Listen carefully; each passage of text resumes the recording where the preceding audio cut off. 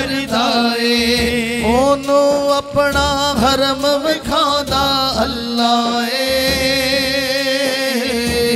सारियां दी गल बनांदा अल्लाह सारियां दी गल बनांदा अल्लाह सारियां दी गल बनांदा अल्लाह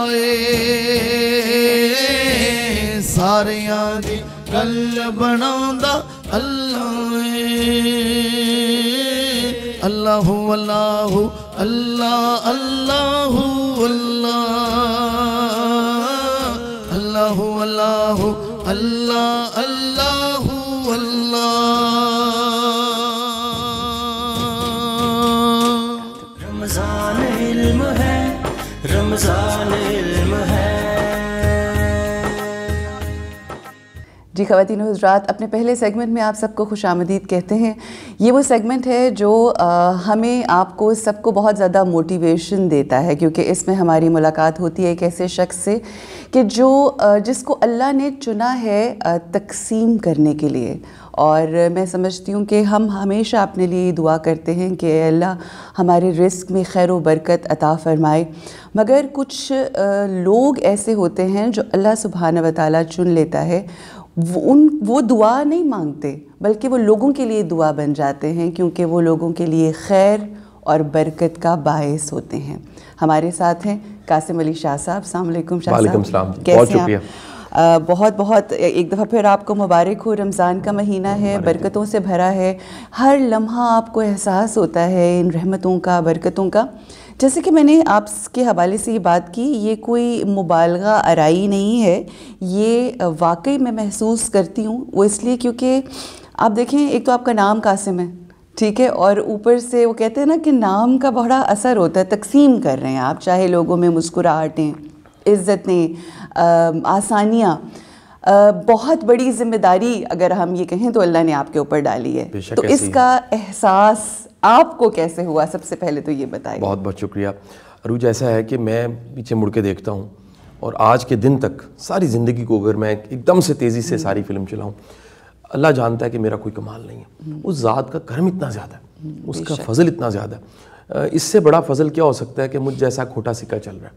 इससे बड़ा करम क्या हो सकता है। मुझे कभी कभी महसूस होता है अल्लाह ने मुझे ज़िंदगी में बड़े बेहतरीन लोगों से मिलवाया, फिर बेहतरीन लोगों से दोस्ती मेरी हो गई, फिर बेहतरीन एडवाइज़र्स मिल गए, फिर बेहतरीन कह लीजिए अपने वक्त का इंटेलिजेंसिया मिल गया, जहानत मिल गई सारी। ये सब जो थे ये गोल्डन सेब थे। टोकरी में गोल्डन सेब होते हैं, उसमें मेरे जैसा एक ख़राब सेब भी था, वो बिक गया। यानी इतने गोल्डन सेबों में एक ख़राब सेब लगा हुआ था, वो लग रहा है ये भी गोल्डन है, मैं बिल्कुल गोल्डन नहीं हूँ, ये लग रहा है क्योंकि सब गोल्डन्स में मैं कहीं बैठा हूँ। ये अल्लाह की करम नवाजी है, अल्लाह का फजल है। लेकिन इस सारी ज़िंदगी में मैंने एक चीज़ देखी है कि वो अल्लाह का करम, जिसे हम करम कहते हैं, जब वो करम होता है तो क्या होता है, कभी गौर कीजिएगा। जिस पर भी अल्लाह का करम होता है ना, उसमें जिम्मेदारी होती है। बेशक उसे जिम्मेदारी का एहसास दिलाना नहीं पड़ता, उसको कहना नहीं पड़ता कि खुदा के लिए अपनी जिम्मेदारी को कबूल करो। उसको कहना नहीं पड़ता कि देखो ये तुम्हारा काम है। उसको कहना नहीं पड़ता कि यार ये कहने की क्या ज़रूरत है, ये तुम खुद देखो ना, ये करना है। उसको ये बातें नहीं सुननी पड़ती, ठीक। वो खुद ही देखता है कि ये काम मुझे करना चाहिए, ये मेरी जिम्मेदारी है। एम्पैथी की वजह से, एहसास की वजह से। और ये एहसास से जिम्मेदारी मेरे अंदर अगर आया, मेरी माँ से आया। वालदा मोहतरमा से मेरी मोहब्बत भी बड़ी ज़्यादा है। अम्मा में बहन इतना ज़्यादा एहसास से जिम्मेदारी है। अच्छा, यानी अम्मा वो फिक्रें बाज़ औक़ात पाल लेती है। हम कहते हैं अम्मा ये तो आपकी जिम्मेदारी नहीं है। अम्मी कहती है नहीं पुत्र, अगले नूं उम्मीद लगी है। पंजाबी में बिल्कुल बिल्कुल, पुत्र की पता ओदा आसरा कोई ना होए, की पता पुत्र ओनू इस वेले कोई देखने वाला कोई ना होए, ते की फर्क पैंदा है जे असीं ये कर देंगे। यानी सादगी के साथ। सही। इस पे बड़े वाक़यात हैं जो मैंने अक्सर टीवी प्रोग्राम से सुनाया। मैं एक वाक़या अक्सर सुनाता हूँ, दोहरा देता हूँ। बिस्मिल्लाह। हमारे घर में ये अमल कई बार दोहराया जा चुका है। ठीक है। अमल क्या है कि मैं घर में आऊँगा तो पता लगेगा कि घर का एक कमरा वो बंद है। अच्छा। अम्मा से कहूँगा कौन, और हमेशा अम्मा कहेंगी कोई मेहमान आया हो। ठीक है। मैं कहूँगा अम्मा कौन सा मेहमान है सही जो आया हुआ है और आपने दरवाजे बंद कर दिए। तो चुप करके वो मेरी तरफ देख के कहेंगी पुत्र बिल्ली ने बच्चे दिते ने। Oh yeah, yes, you told me that. اچھا میں کہوں گا اماں وہ گھر خراب کریں گے, کمرہ ہی بند کر دیا, کمرہ دے دیا. اچھا اماں کہیں گی پتر تیاں آندیاں نے تے ایسی کمرہ نہیں دے دیں. Oh God. یقین کیجئے یہ پرانے واقعات نہیں بتا رہا, یہ میں تازہ واقعات ہوتے رہتے ہیں اکثر. صحیح. کہ بلی کو پتہ نہیں پتا, محلے کی بلیوں کو پتا ہے کہ اگر ہم نے وہ چھلا نہ آنا ہے, ہم نے رہنا ہے آ کے, تو اس گھر میں محلے میں ایک ایسا گھر ہے جہاں پر اگر ہم بچے دے دیں گے تو وہ کمرہ ہم سے چھینا نہیں جائے گا تب تک کہ جب تک ہم خود جانا نہ چاہیں. تو تب تک وہ جیسے سیوا کی جاتی ہے, پنجیریاں کھلائی جاتی ہیں, دودھ پلایا جاتا ہے, اللہ جانتا ہے کہ وہ کمرہ مختص کر دیا جاتا ہے. اس میں یقیناً ایک اینیمل رہ رہا ہے, کیٹ رہ رہی ہے, اس کی اسمیل ہوگی, وہ بالکل ایسی صاف ستھرا کریں گی جیسے اپنے نواسے کے اپنے پوتے کے پیمپر صحیح کیے جاتے ہیں. یہ کہیں نہ کہیں میں نے دیکھا کہ بزرگوں کا کوئی نیک عمل ہوتا ہے جو دعا بن جاتا ہے. بالکل صحیح. اور یہ جو پرانے بابے کہتے تھے نا کہ بندہ دعا نہیں کرتا, بھوکے کو کھانا کھلاؤ, بھوکا دعا نہیں کرتا, اس کی انتڑیاں دعا کرتی ہیں, اندر سے دعا نکلتی ہے. آپ کسی کے لیے کچھ اچھا کیجئے, اس کے اندر سے دعا نکلے گی. آپ کسی کو عزت دے کے دیکھیے, یقین کیجئے یہ جو پورا کا پورا ایکو سسٹم ہے نا کائنات کا, اس ایکو سسٹم میں دعا خود بخود نکل جاتی ہے. اور اس ایکو سسٹم میں جیسے وہ دعا جاتی ہے تو پھر پتہ نہیں کہاں کہاں سے خیر ملتی ہے. آپ حیران ہوتے ہیں, آپ مٹی کو ہاتھ ڈالتے ہیں سونا ہو جاتی ہے. یہ جو آربٹ ہے خیر کا آربٹ, یہ جو فضل کا, رحمت کا, کرم کا آربٹ ہے, اس پہ جانے کے لیے فقط آپ کو ہاتھ کھلا کرنا پڑتا ہے, آپ کو دل بڑا کرنا پڑتا ہے. اچھا اب ایک بات کی یہاں پر میں تھوڑی سی ایڈیشن کر کے پھر آپ کے کویشچن کی طرف چلا جاؤں گا. میں نے جتنے ناکام لوگ دیکھے ان میں احساس ذمہ داری کوئی نہیں ہوتا.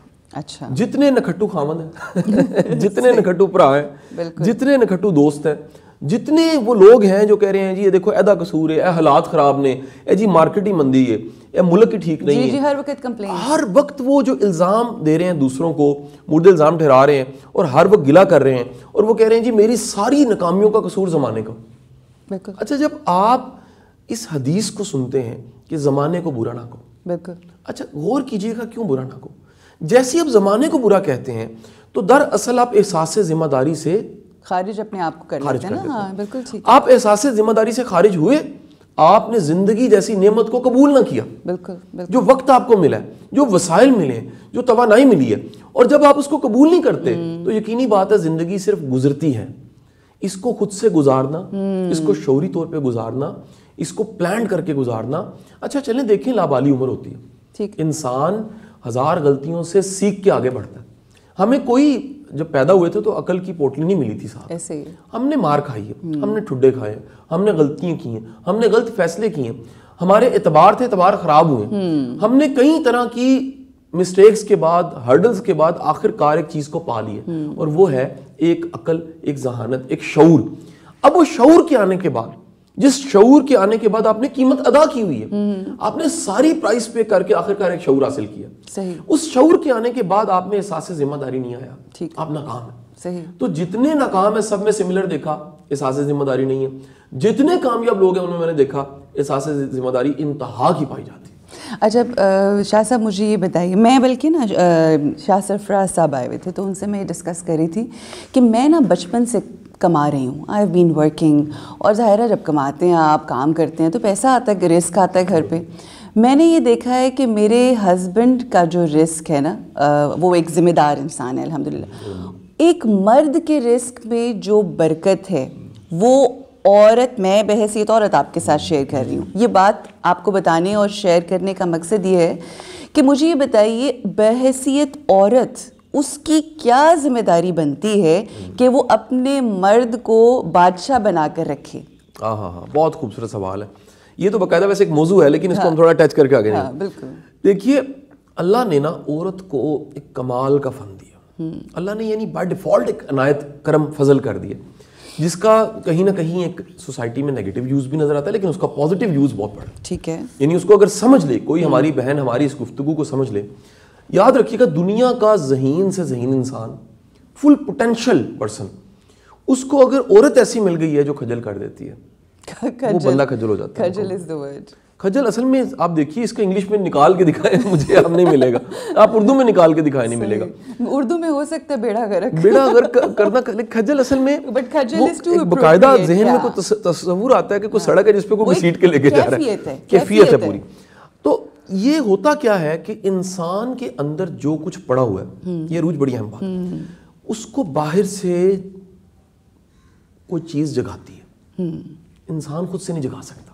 ٹھیک ہے. مثال لیجیے، ایک ٹیمپٹیشن ہے، اچھا کھانا سامنے آ جاتا ہے، اس اچھے کھانے کو مثلا ابھی ہمارے سننے والے اپنے تصور میں سوچیں، کیونکہ روزے کی حالت ہے تو میں تھوڑا سا تصور کروا دیتا ہوں کہ وہ سوچیں ان کے سامنے ایک دہی بھلوں کی وہ ایک بڑی شاندار ایک تشتری پلیٹ پڑی ہوئی، کیا کہنا، اور اس دہی بھلوں پہ بہترین سیلڈ کتر کے ڈالا گیا، ٹھیک ہے، پھر اس کے اوپر بہترین مسالے ڈالے، آپ کیا چاہ رہے ہیں، پھر پودینے کی چٹنی بھی ہے، پھر املی کی تھوڑی سی چٹنی بھی ڈالی گئی، ٹھیک ہو گیا، جو سب کے منہ میں پانی آ گیا. کیسے آیا؟ یہ باہر سے کوئی بات چیت سنی ہے یا دیکھا ہے یا تصور میں کچھ آیا، اس سے ایک ٹیمپٹیشن پیدا ہوئی ہے. ہمارے اندر جو کچھ بھی پڑا ہے اس سے طاقت ملتی ہے باہر سے. بالکل ٹھیک ہے. آپ یقین کیجئے دنیا میں خوش قسمت اور جنتی عورت وہ ہے جو اپنے خامد کو اچھے جملے کہتی ہے، اچھے الفاظ کہتی ہے، جو اس کو بیک اپ کرتی ہے. دیکھیے کائنات کی سب سے بہترین خاتون، امت کی ماں، سرکار دو عالم صلی اللہ علیہ وسلم کی سب سے بہترین شریک حیات، ساری بہترین ہے، موازنہ نہیں کرنا چاہیے، لیکن اس وقت میں ساتھی جب ہزار طرح کے چیلنج تھے، ہماری امت کی ماں حضرت خدیجہ رضی اللہ تعالیٰ عنہ، آپ کے وہ جملے جو نبوت ملنے کے بعد آپ نے فرمائے، کیا کہنے، میں کہتا ہوں وہ جملے ہر عورت کو رٹ لینے، بالکل بالکل، کرائسس میں مشکل وقت میں ساتھ کھڑے ہونا اور اس اپنے خاوند کی اسٹرینتھ گنوانا، اسے بتانا کہ تم کتنے زبردست انسان ہو، تم نے یہ کیا، تم نے یہ کیا، تم میں یہ خوبی ہے، تم میں یہ اسٹرینتھ ہے. اگر یہ سب کچھ سے تم گزر سکتے ہو، اللہ تمہارا برا کیسے کر سکتے؟ بالکل. اب دیکھیے یہ ایک جو بڑی اسٹرینتھ ہے راغب کرنے کی، ترغیب دینے کی، ایک ٹیمپٹیشن کی، یہ اللہ نے عورت کو دی. اچھا اب اگر وہ نیگیٹو جملے بولتی ہے جو کہ ہمارے معاشرے میں بڑا کامن ہے، لان تان بڑی کامن ہے، الزام بڑا کامن ہے، منفی بولنا بڑا کامن ہے، ایک بڑی تعداد یا ان کے ماں باپ میں کہتا ہوں ڈائریکٹ اس کو ٹارگٹ کر کے. بالکل بالکل. اچھا یعنی کہ کئی ایسی ہماری بہنیں ہیں 5 بچے پیدا ہو چکے ہوتے ہیں اور 5 بچوں کے بعد بھی وہ کہہ رہی ہوتی من تیرے نہ پیار کوئی نہیں تو، اور یہ بھی کہہ رہی ہوتی تو میرے واسطے کیتا کی ہے، تو کیتا کی، اچھا میرا تے تیر تو چنگی تھاں تے رشتہ ہو رہے صحیح. اچھا یعنی وہ جو یعنی سارے کا سارا کہہ لیجیے بتایا جا رہا ہوتا ہے کہ جی یہ رشتہ ہو رہا تھا. یہ مجھے کبھی کبھی بڑی حیرت ہوتی ہے کہ ہم اپنی زندگی کو قبول نہیں کر رہے. صحیح. مطلب اگر ہم یہ کہیں احساس ذمہ داری کی طرف اگر آئیں تو ہم یہ کہیں they are always asking for more and more but they don't realize کہ ہمارے اندر جو ذمہ داری ہے یا میری جو ذمہ داری ہے اس کا احساس اس کے اندر نہیں پایا جاتا، جس کی وجہ سے انتشار ہے رشتوں. اچھا ایک بہت بڑا مت جس پہ ہمیشہ مجھے بھی کرٹیسزم ملتا ہے لیکن میں اسے دہرا دیتا ہوں. دیکھیں عورت کے پاس، فیمیل کے پاس پروفیشنل ہو، کام کرے، سب کچھ ہے، لیکن اس کی ٹاپ ریسپانسبلٹی گھر ہے. ایبسلیوٹلی. وہ ملکہ ہے بیسیکلی. بالکل. اگر وہ ملکہ ہے تو کوئی اس کا بادشاہ ہے. اگر وہ ملکہ نہیں ہے، مثال لیجیے وہ کہتی نہیں یہ تو غلام ہے. واصف علی واصف صاحب کا بڑا اچھا جملہ ہے، وہ فرماتے ہیں کہ خاوند کو غلام بنانے والی بیوی غلام کی بیوی کہلاتی ہے اور خاوند کو دیوتا بنانے والی دیوی کہلاتی ہے. یعنی دیوی بننے کے لیے شرط ہے کہ کوئی دیوتا ہو آپ کا. بے شک. اگر دیوتا ہی نہیں ہے، اگر بادشاہ نہیں ہے تو کوئین کیسی ہیں پھر آپ؟ اس لیے ہوتا یہ ہے کہ جب بھی کسی گھر کے نظام کو آپ دیکھتے ہیں تو گھر کے نظام اور اس ماحول کو انشور کرنے والا جو ذات ہے وہ فیمیل ہے، گھر کی جو آپ کہیں کہ بالکل وہ جو اسٹرینتھ ہے جو لے کر چل رہی ہے. اب مرد کا تو کمانا کام ہے بنیادی طور پہ، کوئی شک نہیں، بچوں کو ٹائم دینا، تربیت، رول ماڈل بننا بڑے کام ہے، لیکن بنیادی طور پہ گھر کا کلچر، گھر کا نظام اور گھر کی خوبصورتی وہ عورت کے پاس ہے. بالکل ٹھیک. اچھا احساس ذمہ داری کی اگر ہم بات کریں تو بحیثیت والدین جو ایک ذمہ داری ہے، اور پھر ہم آگے آ جائیں تو اس اساتذہ کی جو ذمہ داری ہے، آج کل ہم دیکھتے ہیں کہ بہترین اساتذہ ہیں but with the passage of time وہ جو ہم نے سنا ہے یا ایکسپیرینس کیا ہے پرانے ٹیچرز کے حوالے سے، وہ ذمہ داری اب کہیں نہ کہیں کچھ سیچوریٹ ہوتی بھی نظر آتی ہے. کیا فرمائیں گے؟ اچھا دیکھیے ہوا کیا ہے، ایک بڑا کام خراب ہوا اس زمانے میں، معاشرے میں پچھلے 25-30 سال میں مٹیریلزم بہت بڑا ہے، مٹیریلسٹک اپروچ بڑی لوگوں کو ماپنے کے پیمانے بڑے خراب ہو گئے. ہم سٹیٹس کو، پاور کو، پیسے کو ہی سب کچھ سمجھ بیٹھے. ٹھیک. وہ جو زمانہ تھا جس میں ویلیوز کی بیس پہ کسی کی قدر کی جاتی تھی. آپ کل کی بات دیکھیے، یہ جو پروفیسر کا ورڈ تھا نا، بڑا نایاب ورڈ تھا. بالکل. کسی کے ساتھ پروفیسر کا ورڈ لگتا تھا تو ہم اس کا ایک تقدس سے احترام سے سر جھکا کے بات کرتے تھے کہ پڑھا لکھا ایکسپوئر والا بندہ ہے. آج جس زمانے میں ہم آگے ہیں اس میں ماپنے کے پیمانے بدلے ہیں. جب ماپنے کے پیمانے بدلے ہیں تو ہم والدین بھی ایک غلطی کر بیٹھتے ہیں. والدین غلطی یہ کرتے ہیں کہ بچوں کو جو ذمہ داری دیتے ہیں وہ ذمہ داری نمبر, جی پی اے, ڈگری, یہ ذمہ داریاں تو ہوتی ہیں. ہم ان سے یہ امید نہیں لگاتے صحیح ٹائم پہ کہ تم نے ایتھیکلی اچھا انسان بننا ہے, تم نے کریکٹر فل بننا ہے, یہ تمہاری, میں تمہیں اپریسیشن اس بنیاد پہ دوں گا سچ بولتے ہو تم, میں تمہیں اپریشیٹ کروں گا اگر تم ٹفن شیئر کرو گے, میں تمہیں ویل ڈن کہوں گا جب یہ جو پیسے ہیں آج جو میں نے تمہیں پاکٹ منی دی ہے اسے تم شیئر کر کے کھاؤ گے. دیکھیں جس گھر میں بچے نے ٹیم بلڈنگ نہیں سیکھی وہ کل کو لیڈر کیسے بنے گا, وہ امام کیسے بنے گا. امام بننے کے لیے تو بنیاد گھر پہ ہوتی ہے. یعنی آپ دیکھیں نا اس سیٹ پہ اس ادارے میں آپ آ رہے ہیں تو آپ نے کلچر دیکھا کچھ دنوں میں, وہ جو کلچر ہے اس میں احساس کرنا, کھانا کھلانا, شیئر کرنا, سب کے لیے برابری, صفائی ستھرائی, یہ کہاں سے آئی ہے؟ یہ میرے گھر سے آئی ہے. میں آپ کو سچ بتاؤں یہ میرے گھر سے آئی ہے تو یہاں تک آ گئی ہے. اگر یہ ویکسینیشن مجھے ٹائم پہ گھر سے نہ ملتی تو میں اسے یہاں نہیں لا سکتا تھا. ان بچوں کو میں اکثر کہتا ہوں کہ جب یہ چائے منگواتے ہیں, ہم کہتے ہیں جی ہماری بہن نے چائے پینی, وہ جو بسکٹ پڑے ہوتے ہیں ان بسکٹس کی ترتیب بھی میں نے سکھائی. میں یقین کیجئے کہ میں not on record but of record یہ پوچھنا چاہ رہی تھی کہ صفائی کا تو ایسا انتظام ہے یہاں پر کہ میں نے دعا بھی دی اور دیتی ہوں ہر لمحہ کہ جس طرح کی صفائی اس آرگنائزیشن میں نظر آئی ہے اس طرح کی اللہ ہمارے دلوں کو صفائی عطا فرمائے کہ یہاں پر آنے والا ہر بچہ, یہ دیکھیں یہ احساس ذمہ داری ہی کے زاویے سے ہم گفتگو کر رہے ہیں کہ یہاں پر پانی دینے آنے والا بچہ جو ہے نا, ہمارے گھر میں موجود کام کرنے والیوں کو اتنا سلیقہ نہیں ہے کہ وہ لے کر آئے گا تو کہیں پانی کا گلاس کے باہر کہیں قطرہ نہیں نظر آئے گا. تو یہ ایک چیز ہے کہ احساس ذمہ داری. ظاہر ہے obviously آپ دنیا کو شعور دے رہے ہیں تو اگر آرگنائزیشن میں تو یہ چیزیں ظاہر ہے نظر آئیں گی, جھلکیں گی. شاہ صاحب یہ بتائیے کہ ہم نے گھر کی بات کر لی, والدین کی بات کر لی, ظاہر ہے یہ معاملات گھر سے ہی پنپتے ہیں اور آپ کو بتایا جاتا ہے. بٹ the thing is کہ بحیثیت شہری اگر بچے آج کی یوتھ دیکھ رہی ہے اور جاننا چاہتی ہے کہ ٹھیک ہے میں ایک ذمہ دار شہری بننا چاہتا ہوں تو اس میں کیا کیا چیزیں ہیں, کیا ایلیمنٹس ہیں جو وہ اپنے ذہن میں رکھیں. کیونکہ دیکھیں ہر انسان کو انفارچونیٹلی آپ جیسا گھر اور ماں بھی نہیں ملتی. سو کیا فرمائیے گا؟ اچھا دیکھیے یہاں ایک بڑی اہم گزارش ہے والدین سے میری, بچوں پہ ذمہ داریاں ڈالنی شروع کر دیں. بڑی خوبصورت. یہ جو ہم ان کو پروں کے نیچے رکھ کے چوچا بناتے ہیں یہاں سے کام خراب ہو جاتا ہے. ہماری بڑی عجیب پرسیپشن لائف کے بارے میں کیا ہے, اللہ کرے جی میرا بیٹا سی ایس ایس کر جائے, اچھا وہ سی ایس ایس کر جاتا ہے, اس کے بعد ہم کہتے ہیں لیں جی کسی بڑے انڈسٹریلسٹ یا کسی پولیٹیشین کے گھر میں رشتہ ہو جائے. ٹھیک, اچھا وہ جو اتنا بڑا آپ نے اس کو بنایا نا, وہ جیسے ہی نکاح ہوتا ہے قبول ہے تو وہ چھوٹا سا چوچا بن جاتا ہے اسی دن. بالکل ٹھیک, کیونکہ جب بھی آپ خود سے کسی بڑے کے ساتھ ٹکر لیتے ہیں آپ کا سائز چھوٹا ہوتا ہے. ٹھیک ہے جی, پھر کیا ہوتا ہے مزید چوچے اس گھر میں پیدا ہوتے ہیں. اچھا اب وہ جو چوچے ہیں وہ کنفیوز ہیں, ایک طرف پاور کھڑی ہے ایک طرف پیسہ کھڑا. یہ اس وقت کی ایک عام کہانی ہے جو میں نے بڑی سنی. خدا کے لیے اپنے بچوں کو پروں سے نکالیں, ان کو ذمہ داری کا احساس دیں, کیسے ان کو سلیکشن کرنے دیں. اچھا 10 11 12 سال کے بچے کو بازار لے کے جائیں, اسے کو کپڑے خود سلیکٹ کرو تم. بالکل ایسے ہی غلط ہوں گے نا جی, بالکل صحیح ہے, غلط ہوں گے بل دے دیجیے, بہت اچھی بات ہے. غلطی کرے گا تو سیکھے گا. تو یہ ماں باپ کی ذمہ داری بچپن سے. ایک تو یہ بڑا خوبصورت آپ نے پوائنٹ دیا. ذرا انہیں سنیں وہ چاہتے کیا. لازم نہیں ہے کہ وہ کرنا چاہیں جو آپ چاہ رہے ہیں, بالکل ٹھیک, وہ پڑھنا چاہیں جو آپ پڑھانا چاہ رہے ہیں. تو جب آپ تھوڑا سا ان کے ساتھ آپ کا واسطہ پڑے گا اور آپ ان کو کھولیں گے تو پتہ لگے گا ان میں ٹیلنٹ ہے کوئی. بالکل پتہ لگے گا ان کی کچھ اسٹرینتھس ہیں, پتہ لگے گا ان کے کچھ پوٹینشیلز ایسے ہیں جو چھپے ہوئے تھے, ہم دھیان نہیں دے رہے تھے. کئی ایسے کیسز ہیں جس میں میں نے دیکھا والد نے گن پوائنٹ پہ انجینئرنگ پڑھا دی ایسے ہی, اور بچے میں ٹیلنٹ سوشل سائنسز, اور ماں جو ہے وہ کی جا رہی ہے ایموشنل بلیک میل کہ ایتھے تو بھی آنا کتنا میری پہن دے کر تے پھر ہے ہو جائے گا تے ہو جائے گا. یہ بڑا کامن ہے جی. تو زندگی میں نا ایک بات بڑی اہم بات, جس شخص میں 2 صلاحیتیں نہیں ہیں نا خدارہ اسے بچنا ہی چاہیے. اچھا وہ کیا ہے؟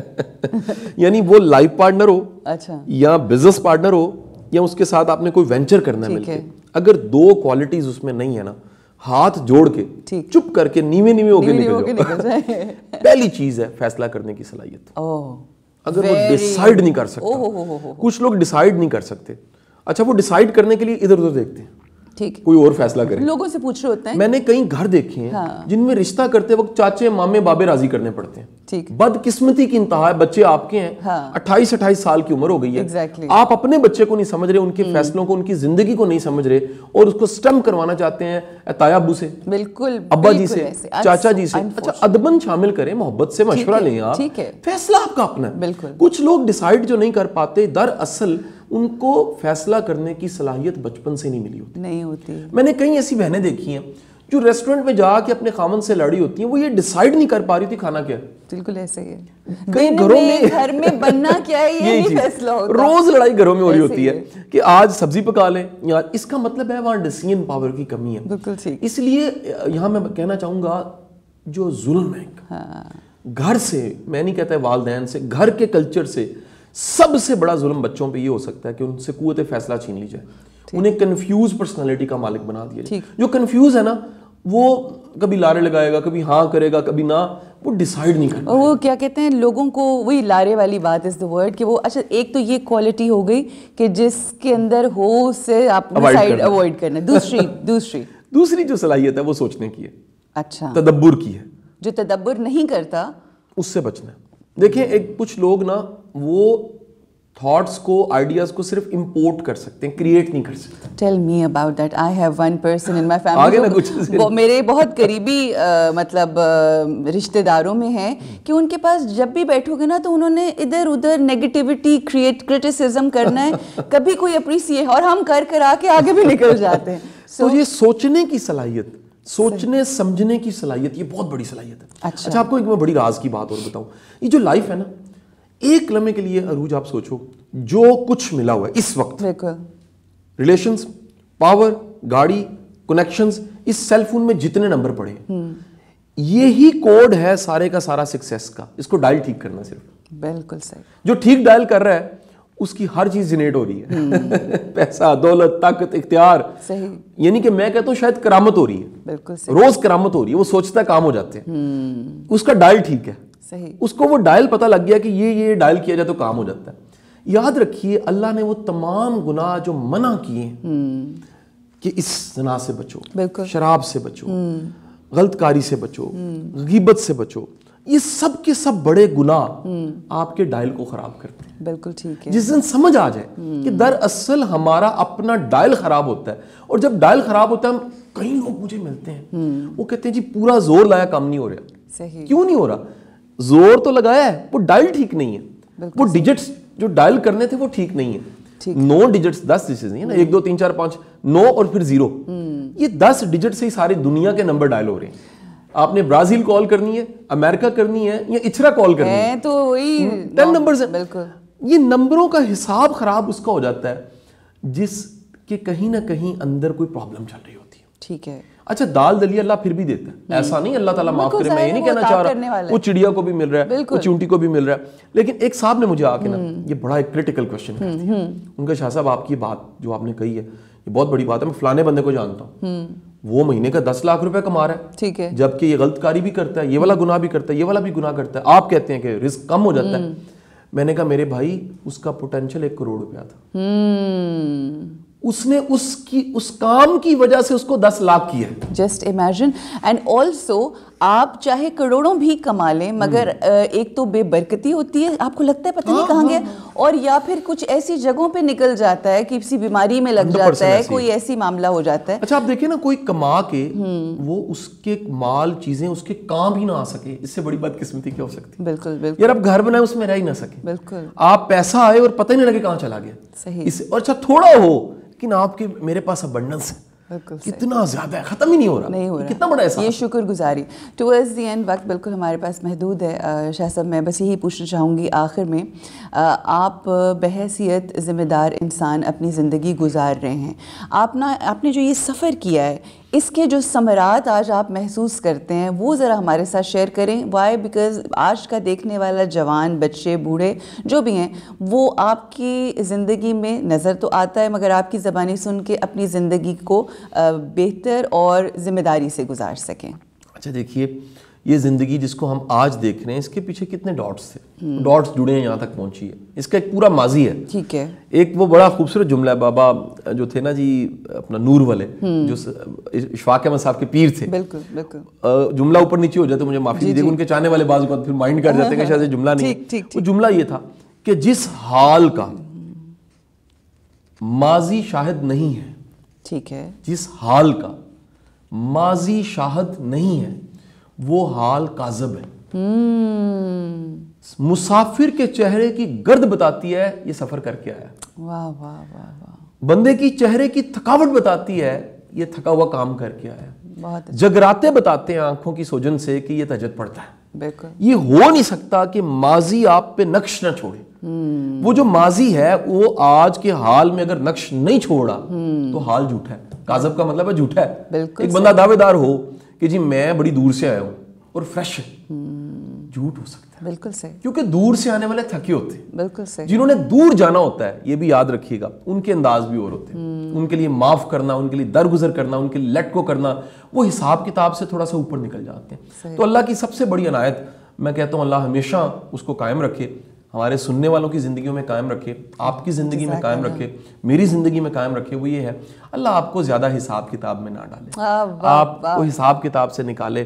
آپ کو اگر یقین کیجئے اپنے بینک کے پیسے یاد ہیں، آپ کی جیب میں کتنے پیسے ہیں یاد ہیں، آپ کو اپنے لاکر کے پیسے یاد ہیں، آپ کو کس سے کیا لینا یاد ہے، کس سے کیا دینا یاد ہے، آپ بڑی مشکل میں ہیں. آپ خوش قسمت ہیں، آپ کو یاد ہی کچھ نہیں ہے، آپ موجے مارے ہیں. آپ کو اچانک پتہ لگتا ہے یار اچھا پیسے اور رکھ لینے چاہیے، کہیں سے آ ہی جاتے ہیں، کم ہو گئے ہیں اور آ جاتے ہیں. یہ جو ہر وقت گن رہا ہے نا وہ ارب پتی بھی ہے، بڑا غریب ہے. کیونکہ احساس غربت دنیا کا سب سے خطرناک احساس ہے. بڑے بڑے امیر لوگوں کے پاس احساس غربت ہوتا ہے، اور اگر آپ کے پاس فراوانی کا احساس ہے اور پلے ککھ بھی نہیں ہے، کتنا بڑا بھرم ہے. پھر اللہ اس بھرم کو ہمیشہ قائم رکھے. الہی آمین. جزاک اللہ شاہ صاحب. خوبصورت گفتگو، ہمیشہ کی طرح کچھ نہ کچھ موتی ہم اپنی زندگی میں لے کر جاتے ہیں، مگر فائدہ تب ہوتا ہے ان موتیوں کو اکٹھا کرنے کا جب ہم اس کو اپنے کسی انگوٹھی کے اندر جڑوا لیں، یعنی یہ باتیں جو ہیں ہم اپنی زندگی میں شامل کر لیں. امام علی ابن ابی طالب علیہ السلام ارشاد فرماتے ہیں کہ اگر آپ نے کسی بندے کی قدر و قیمت کا اندازہ لگانا ہے تو یہ دیکھ لیجئے کہ وہ کتنا ذمہ دار ہے اور اس کے اندر احساس ذمہ داری کتنا ہے. تو آئیے اپنا حساب لگاتے ہیں، اور اگر نہیں ہے تو اپنی قدر و قیمت کو بڑھانے کی کوشش کرتے ہیں. السلام علیکم ورحمۃ اللہ. رمضان علم ہے، رمضان علم ہے. بسم اللہ الرحمن الرحیم. Welcome back. ایک بار پھر آپ سب لوگوں کو خوش آمدید کہتے ہیں. ہمارا سیگمنٹ جس میں ملاقات ہوتی ہے ریلیجس اسکالر سے اور ایک ٹاپک کے حوالے سے گفتگو ہوتی ہے، اور اس گفتگو کا مقصد یہی ہے کہ ہم علم حاصل کرتے ہوئے زندگی کو تبدیل کرنے کی کوشش کے عمل میں جاری و ساری رہیں. آج جن سے میں آپ کی ملاقات کروانے جا رہی ہوں ان کا تعارف کروانا چاہوں گی. وہ جی ماسٹرز ان اسلامک اسٹڈیز انہوں نے پنجاب یونیورسٹی سے کیا. اس کے بعد تعلیم حاصل کرنے کے لیے مختلف ممالک میں گئیں. ایجپٹ بھی جانا ہوا، وہاں سے علم حاصل کیا. پھر اس کے بعد فاؤنڈر ہیں نور القرآن انٹرنیشنل انسٹیٹیوٹ کی.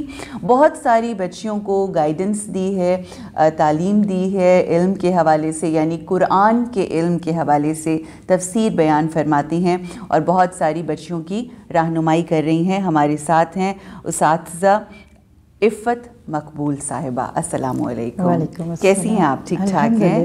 عفت صاحبہ پہلے تو بہت بہت شکریہ آپ کے آنے کا. آپ نے ہمیں عزت بخشی اپنے پریزنس سے، اور بہت اہم ٹاپک جس کے حوالے سے ہم بات کرنے جا رہے ہیں. میں ایک قرآن کی آیت ہے اس کا ترجمہ آپ کے سامنے ایکسپلین کروں گی، تو آپ کو ہمارے آج کے ٹاپک کا اندازہ ہو جائے گا کہ وہ کیا ہے. ترجمہ ہے، اللہ سبحانہ و تعالیٰ ارشاد فرماتے ہیں، پڑھو اپنے اس رب کے نام کے ساتھ جس نے پیدا فرمایا ہے اس ساری مخلوق کو اور انسان کو خون کے لوتھڑے سے بنایا. پڑھو اور تمہارا رب بڑا کریم ہے جس نے قلم کے ذریعے سے علم سکھایا، انسان کو وہ علم دیا جسے وہ نہ جانتا تھا مگر انسان سرکش ہو جاتا ہے۔ خواتین و حضرات، قرآن کی یہ وہ پہلی آیت جو وحی جو آقائے دو جہان محمد مصطفیٰ صلی اللہ علیہ وآلہ وسلم پر جس کا نزول ہوا، اور پھر یہ پڑھائی کا، یہ علم کا سلسلہ جو ہے وہ جاری ہوا اور آج تک یہ چل رہا ہے۔ اور ہم قرآن کے حوالے سے کہتے ہیں کہ یہ ایسا معجزہ ہے آقا کا، اللہ سبحانہ و تعالیٰ کا کلام، کہ جو لوگوں کی زندگیوں کو بدل دیتا ہے۔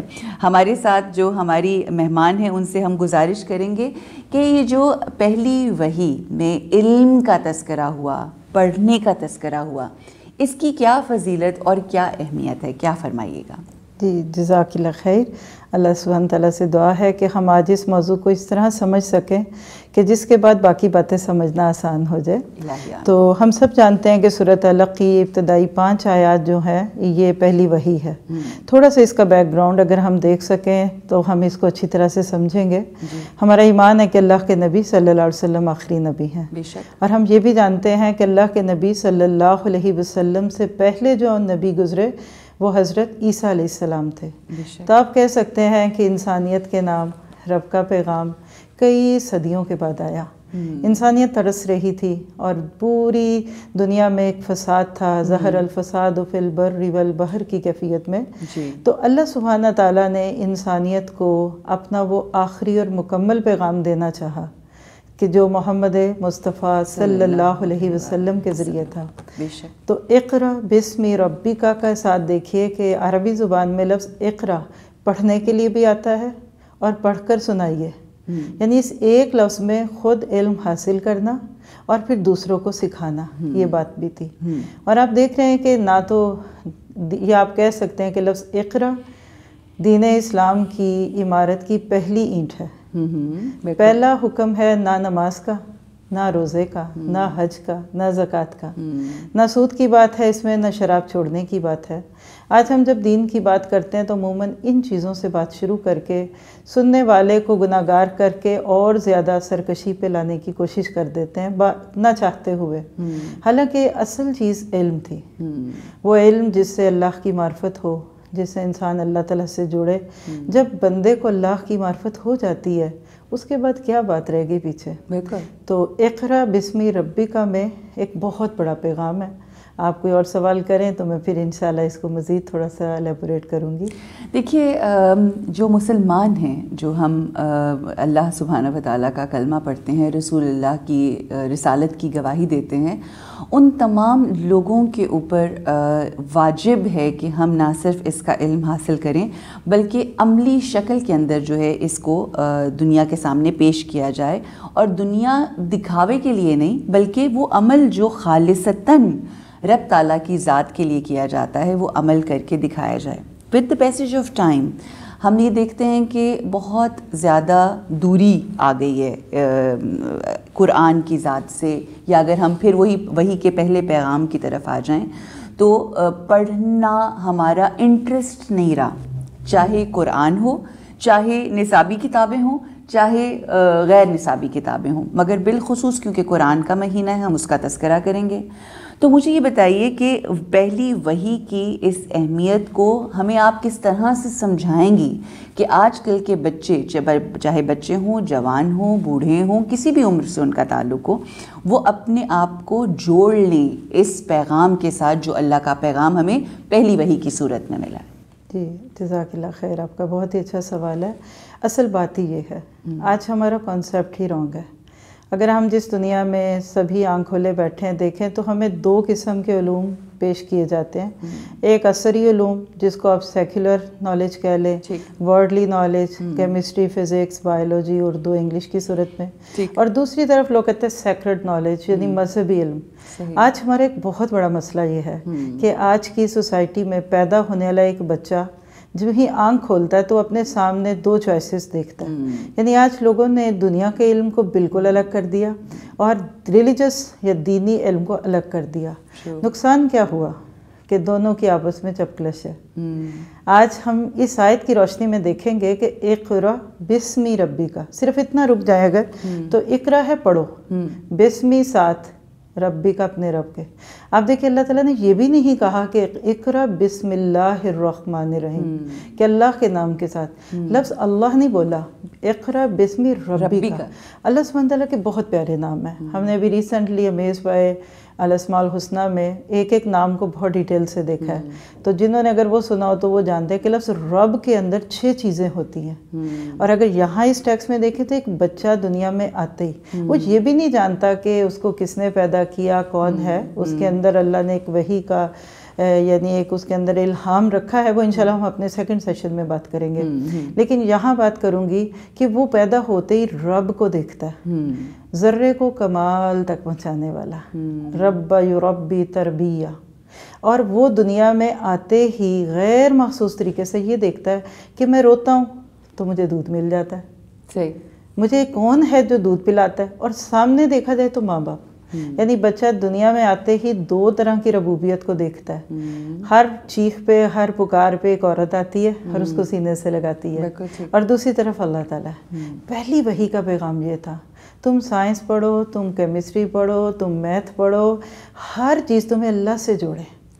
آج کا ایک بہت بڑا مسئلہ یہ ہے کہ لوگ کیا سوچتے ہیں, یا ہم مذہبی تعلیم حاصل کریں, کسی مدرسے میں جائیں گے, عالمہ کا کورس, اسی طرح فاضلات کے کورس ہیں, 6 سال 8 سال لگاتے ہیں بچوں, لیکن ان کا انگلش سے, دنیا کی انوینشن سے, ترقی سے کوئی تعلق نہیں. اور میں بہت ہی معذرت سے اپنے ساتھ, کیونکہ میں بھی اس وقت ایک مذہب کی ریپریزنٹیٹیو ہوں, لوگوں کو ہم ایک گلٹ دے کے آتے ہیں کہ سائنس پڑھنے والے اور میتھ کرنے والے, انگلش پڑھنے والے تو وقت ضائع کر رہے ہیں. رائٹ. اور یہ تو بس ٹائم ویسٹر ہے, آپ اتنے مہنگے اسکولوں میں بچوں کو بھیجیں اور آپ جا کے بچوں کو مدرسے میں ڈالیں. بالکل صحیح. اب ایک بچے کے ماں باپ جو واقعی یہ سوچتے ہیں کہ مجھے اپنے بچے کو ایک اچھا انسان بنانا ہے, تو وہ کسی بھی مدرسے کا رخ کرتے ہیں. صحیح. اور عام طور پہ دیکھا جا رہا ہے کہ مدرسوں میں ایک ایسا خاص ماحول ہوتا ہے کہ ماشاءاللہ بچوں کو بہت اچھا ریز کیا جاتا ہے, تو ان کی تجوید اچھی ہوتی ہے, گرامر اچھی, اور بعد میں فقہی الجھنوں میں بھی ڈال دیا جاتا ہے.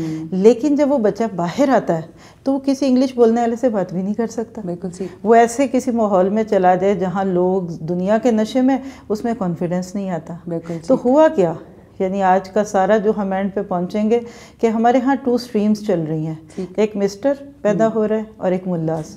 وہ مسٹرز ملاس کو برا بھلا کہتے ہیں, آپ ملاس کی صورت میں دیکھتے ہیں, اور دوسری طرف دیکھا جائے تو دیندار دنیا داروں کو کافی ایسی چیزوں سے لاتے ہیں. آپ کی قطع کلامی معاف, مگر آپ یہ دیکھیے کہ دونوں طرف ہی ایکسٹریمز ہیں. نہ مسٹرز ملاز کو ایکسیپٹ کرتے ہیں, نہ ملاز مسٹرز کو ایکسیپٹ کرتے ہیں, تو اٹس اے جنگ. اور معذرت کے ساتھ دونوں کا ایک دوسرے کے اوپر گزارا بھی نہیں. جب ہم نے کوئی دین کی چیز بنانی کرنی ہے تو ہمیں ریسورسز چاہیے, اس کے لیے ہر چیز چاہیے ہوگی. اگر آپ کا یہ پروگرام آج ہم ایک ریلیجس پروگرام کہیں, تو اگر ہمارے یہ بردرز یہ ٹیکنالوجی استعمال نہ کریں تو یہ کیسے آن ایئر جائے گا؟ نہیں جائے گا. That is the problem. اور ملا سے بھی ہماری یہ ضرورت ہے, نکاح ہم نہیں اپنا پڑھا سکتے, جنازہ نہیں پڑھا سکتے, یہ چیز ہے. بڑی خوبصورت. اچھا, ایک چیز جو مجھے آپ کی سمجھ آئی, اور آپ کی گفتگو سے, بلکہ میں کہوں کہ میں نے جو اخذ کی, میں اگر غلط ہوں تو مجھے صحیح کیجیے گا, اور پھر جو آپ گفتگو کر رہی ہیں اس کو آگے ہم کنٹینیو اسی طرح سے کریں گے, کہ جس طرح سے ایک بچہ اس دنیا میں آتا ہے, تو اس دنیا میں آنے والے بچے کے لیے 2 رب اگر ہم کہیں, ایک پالنے والی ماں ہے جو اس کی وہ کر رہی ہے, پرورش کر رہی ہے, اور ایک رب ذوالجلال ہے جو اس کی پرورش کرتا ہے دراصل. تو جس طرح سے ایک بچہ محتاج ہے ان 2, ایک رب کی ہستی کا اور ایک اپنی ماں کا, اسی طرح سے اپنے ہر معاملے میں اگر ہم دونوں چیزوں کو اگر ہم ماں کو چھوڑ کے صرف رب کے اوپر نہیں ایک چھوٹا بچہ ہو سکتا, اسی طرح سے رب کو چھوڑ کے صرف اگر ماں پرورش کر رہی ہے تو ہم اس طرح سے بھی نہیں چل سکتے. یہ دونوں کا شعور ہونا بہت لازم و ملزوم ہے. جی, میں اگر آپ اس کو تھوڑی اجازت دیں تو تھوڑا سا اور الیبوریٹ کروں. آپ دیکھیے کہ اسلام کیا کہتا ہے آپ کو, کہ بچے کو پیدا ہوتے ہی, براٹ اپ ہوتے ہی, جب آپ اس کو دنیا کے کسی سیٹ اپ میں ڈالیں تو آئیڈیل سچویشن کیا ہے کہ وہ ایک ہی جگہ پہ جائے, وہاں سے اگر اس کے سبجیکٹس میں دنیاوی علوم جس کو آپ کہتے ہیں, حساب کتاب ہے, اردو ہے, معاشرتی علوم ہے, وہ سکھائیں. ہر علم کی حد آگے یہ ہو بسمی ربی کا, یعنی اگر آپ کا استاد رب سے جڑا ہوگا نا، اگر اس کو معرفت ہوگی اور وہ اللہ تعالیٰ کی ذات کو جانتا ہے، تو میں کہہ سکتی ہوں کہ سائنس پڑھانے والا استاد بھی آپ کے بچے میں اللہ کی محبت ڈال کے آئے گا۔ بالکل دیکھیے نا کہ پہلی وحی ہے اور ایمبریولوجی پڑھائی جا رہی ہے، اقرا بسم ربک الذی خلق خلق الانسان من علق اقرا وربک الاکرم۔ یہ آیتیں 5 آیات اس بات کی سمبل ہیں کہ مسلمان دنیا میں بھی آگے تب جائیں گے اور آخرت میں تو جائیں گے جب وہ دنیاوی علوم اور دینی علوم کو اکٹھا کریں گے۔ بالکل ٹھیک۔ اور یہ تھا ہمارے پیارے نبی صلی اللہ علیہ وسلم سے لے کر 1000 سال تک سارے دنیاوی علوم پہ ہم مسلمانوں کی دسترس تھی۔ صحیح۔ اگر آپ الجبرا دیکھیے تو عربک نیم ہے، اصول ارشمیدس کا نام سنا ہوگا، بیرونی کا نام سنا ہوگا۔ یہ آج ہم سست ہو گئے، لیتھارجک ہو گئے۔ کیا ریزنز ہوئے؟ ریزن یہ کہ ہم دنیا کا بھی علم صحیح نہیں لے رہے۔ ہمارے ہاں جوتے اچھے بنتے، برس اچھے بنتے، کپڑے اچھے بنتے، آئی فون ہم نے کیوں نہیں بنایا؟ اینڈرائڈ ہم نے کیوں نہیں بنایا؟ ٹویوٹا گاڑی آپ کی جاپان سے کیوں آتی ہے؟ لینسر آپ کی ادھر آتی ہے؟ یعنی جن لوگوں نے دنیاوی علوم میں محنت کی، اللہ نے ان کو دنیا کا امام بنا دیا۔ یہ اللہ کی سنت ہے۔ اس پہلی وحی میں اللہ تعالیٰ نے یہ سنت بتا دی تھی کہ مسلمان جن کو اللہ نے ایک بہت بڑا مقصد دیا تھا، کنتم خیر امۃ اخرجت للناس، فرسٹ کویسچن کہ تم اپنے لیے تو ہو ہی نہیں ہو، تم تو نبیوں کے ریپریزنٹیٹیو ہو۔ بالکل۔ اللہ کے نبی سے جب سوال کیا گیا کہ آپ کے بعد آنے والی انسانیت کو پیغام کون دے گا، تو آپ نے فرمایا میری امت، اور میری امت کے جو علماء ہیں، دین والے، علم والے، وہ کہہ لیجئے کہ لوگوں کو پیغام دیں گے۔ ہم محنت کے عادی نہیں رہے۔ ہم دنیاوی علم بھی کیوں لیتے ہیں؟ ڈگری کے لیے۔ ٹھیک۔ آج ہمارے پاس معذرت ہے کہ ہمارا آج پورا سسٹم جو ہے ایجوکیشنل، وہ بالکل مٹیریلسٹک اپروچ پہ چلا گیا۔ ایڈورٹائزمنٹ کر کے جو ادارے داخلہ لیں اور ڈگریز اور بچوں کے نمبرز کو فوکس کر کے لیں گے تو وہاں سے کیا نکلے گا؟ بالکل ٹھیک۔ تو اصل بات اس وقت کا جو بہت بڑا چیلنج ہے وہ کیا ہے کہ پہلے اللہ کی معرفت۔ جب اللہ تعالیٰ کی بندے کو پہچان ہو جاتی ہے تو وہ کہتے ہیں نا ہزاروں سجدے مچل رہے ہیں میری جبین نیاز میں، کبھی سامنے تو آ۔ یہ بچے کو آپ کہتی ہیں نا کہ بیٹا نماز پڑھو، مجھے بھی اکثر مائیں پوچھتی ہیں کہ ہمارا بچہ نماز نہیں پڑھتا، آپ اس کو کوئی لیکچر دیں، تو میں اسے کہتی لیکچر کیا دیں؟ آپ یہ تو کہہ رہے ہیں نماز پڑھیں، اس کو یہ بھی تو بتائیے کیوں پڑھیں۔ ایسا ایکسپیرینس ہوا، بڑا پیارا سا بچہ تھا، ماں نے یہ جملہ بول دیا تو مجھے اچھا نہیں لگا کہ بچے کے سامنے ماں ایسے کہہ رہی ہے، تو میں نے اس لیکچر میں اس دن سورہ فاتحہ کے تھرو اللہ تعالیٰ کی ذات پہ تھوڑی بات کر کے اینڈ پہ بتا دیا کہ جب اللہ کو ہم نماز کے اندر یہ کہتے ہیں نا الحمدللہ رب العالمین، تو یہ ایسی جیسے آپ مجھے کہتی ہیں تھینک یو سو مچ، تو یہ اللہ کی ساری نعمتوں کا شکریہ۔ یقین کریں اس دن کلاس کے وہ لیکچر کے بعد وہ بچہ میرے پاس آیا، کہنے گا کہ ma'am today I know why should I pray, کہ یہ 5 دفعہ میں اللہ تعالیٰ کو تھینک یو لیٹر بھیجتا ہوں۔ تو امیاں یہ تو کہتی ہیں نماز پڑھو، لیکن یہ نہیں بتاتی کیوں پڑھو۔ صحیح۔ بیویاں اپنے ہسبینڈس کے لیے، ہسبینڈ اپنی بیویوں کے لیے پریشان ہوتے ہیں، تو ان کو صرف آج ایک اینٹ پہ بات کریں کہ لوگوں کو اللہ کی پہچان ہو، اور یہ ہو گئی تو پھر نماز روزہ تو بہت چھوٹی چیز ہے۔ پھر تو انسان اللہ کے راستے میں زندگی بھی لگانا چاہتا ہے نا۔ قل ان صلاتی و نسکی و محیای و مماتی للہ رب العالمین، جس کو لوگ آج بالکل ایک ایسی ٹاپ کلاس چیز سمجھتے ہیں کہ شاید کوئی شہر کے 4-10 لوگ ہوں گے جو اس درجے پہ جی رہے ہیں۔ صحیح۔ ہر بندہ ایسے ہی ہوگا، شرط یہ کہ آپ کو اپنے رب کی پہچان ہو جائے۔ بالکل صحیح۔ تو یہ جو ہم پڑھنے کی جو بات کرتے ہیں، آپ نے کہا کہ رب کی بچے نے کہا کہ کیوں میں پڑھوں نماز۔ اچھا، اب یہ سوال اگر میں آپ سے کہوں کہ اللہ سبحانہ و تعالیٰ نے کہا پڑھو، تو اگر آج کا بندہ یہ سوال کرتا ہے کہ میں کیوں پڑھوں، تو آپ کیا کہیں گی کہ کیوں پڑھنا ہے؟ جی دیکھیے، اس کا طریقہ یہ ہے کہ آپ بالکل اپنے اگر تھوڑا سا آپ کو نبی صلی اللہ علیہ وسلم کی حدیث کی روشنی میں بتاؤں، آپ نے فرمایا کہ ہر بچہ فطرت پہ پیدا ہوتا ہے، بعد میں اس کے ماں باپ کا جو مذہب ہوتا ہے، جو دین ہوتا ہے، وہ اس میں ڈالتے ہیں۔ تو اللہ تعالیٰ نے ہم سب کی روحوں سے ایک اقرار لیا تھا، جیسے میں اور آپ دنیا میں نہیں تھے، آدم علیہ السلام کی پشت پہ ہاتھ پھیرا، اور سورۃ الاعراف کی آیات موجود ہیں کہ وَإِذَا أَخَذَ رَبُّكَ، اللہ نے وعدہ لیا تھا، کیا لیا تھا کہ أَلَسْتُ بِرَبِّكُمْ، تو جیسے آج کی زبان میں آپ کہیں کہ آپ کے نئے کمپیوٹر کے اندر کچھ چیزیں انسٹال کر دی، بعد میں وقت پڑتے پہ ہم اس کو استعمال کرتے ہیں۔ تو ہم سب کی انسٹنکٹ، جس کو آپ جبلت کہہ سکتے ہیں، فطرت کہہ سکتے ہیں، اس میں اللہ تعالیٰ نے ایک پروگرام ڈاؤن لوڈ کر دیا ہے۔ اور وہ کیا ہے کہ میں تمہارا رب ہوں. ٹھیک. اب بچہ جب دنیا میں آتا ہے کوئی استاد اس کو نہ ملے, کوئی ماں اس کو کچھ نہ سکھائے, اور اگر اس کو بولنے کی اجازت دی جائے جو اللہ نے کر کے دکھایا حضرت عیسیٰ علیہ السلام کی صورت میں, پیدا ہوتا ہے ایک بچہ, کیا بولتا ہے؟ انی عبداللہ. حضرت عیسیٰ کا پہلا کلام جو ہے نا سورہ مریم کے بالکل سیکنڈ رکوع میں آپ پڑھ سکتے ہیں, انی عبداللہ. کس نے سکھایا ان کو کہ میں اللہ کا بندہ ہوں؟ وہ پیچھے کا پروگرام تھا. اب آج اگر ایک نیو بورن بیبی کو کوئی ٹچ نہ کرے, سب چھوڑ دے, کوئی ٹیچر کوئی ماں باپ نہ ملے, وہ اسی اپنے اندر کے شعور کے ساتھ بولتا ہے کہ میں اللہ کا بندہ ہوں. اور یہ جو ہم دن میں 5 نمازوں میں ایٹ لیسٹ 17 ٹائم ایاک نعبد و ایاک نستعین کہتے ہیں نا, وہ اسی کی ریمائنڈر ہے. ہمیں ریکال کرایا جاتا ہے کہ تمہارا مقام کیا ہے, تم عبد ہو. اور عبد کے اندر 3 چیزیں ہوتی ہیں. جیسے اگر آپ سے کوئی پوچھے کہ آپ بہت عبادت گزار ہیں تو ہمارے ذہن میں ہمیشہ نماز, روزہ, حج, زکوٰۃ آتا ہے. حالانکہ یہ 1/3 آف عبادت ہے. عبادت کی ڈکشنری کے رنگ میں دیکھیں نا تو 3 ڈائمنشن ہے. سب سے پہلا کیا ہوتا ہے کہ آپ عبادت کریں, یعنی جس میں ورشپ کے موڈ میں آپ کہہ لیں. دوسرا اس کے بعد ہوتا ہے اطاعت, سبمیشن, یعنی رب کو مانتے ہو نا تو رب کی بھی مانو. اور تیسرا ہوتا ہے یہ سب مان کے بھی نا تو پھر کہو slavery, I am your slave. اکڑ نہیں, کوئی عبادت کا زوم نہیں, کوئی اپنے بڑے ہونے کا احساس نہیں ہے. اب کئی لوگوں کو ہم دیکھتے ہیں نماز چھوڑیے, فرض نہیں, سنتیں, نوافل, تہجد, ان کی 5 نہیں 7 نمازیں ہیں, روزے بھی ان کے ماشاءاللہ نفلی, لیکن انسانوں کی دنیا میں آ کے وہ ناقابل برداشت ہے. سختی ہے, جھگڑا ہے, غصہ ہے.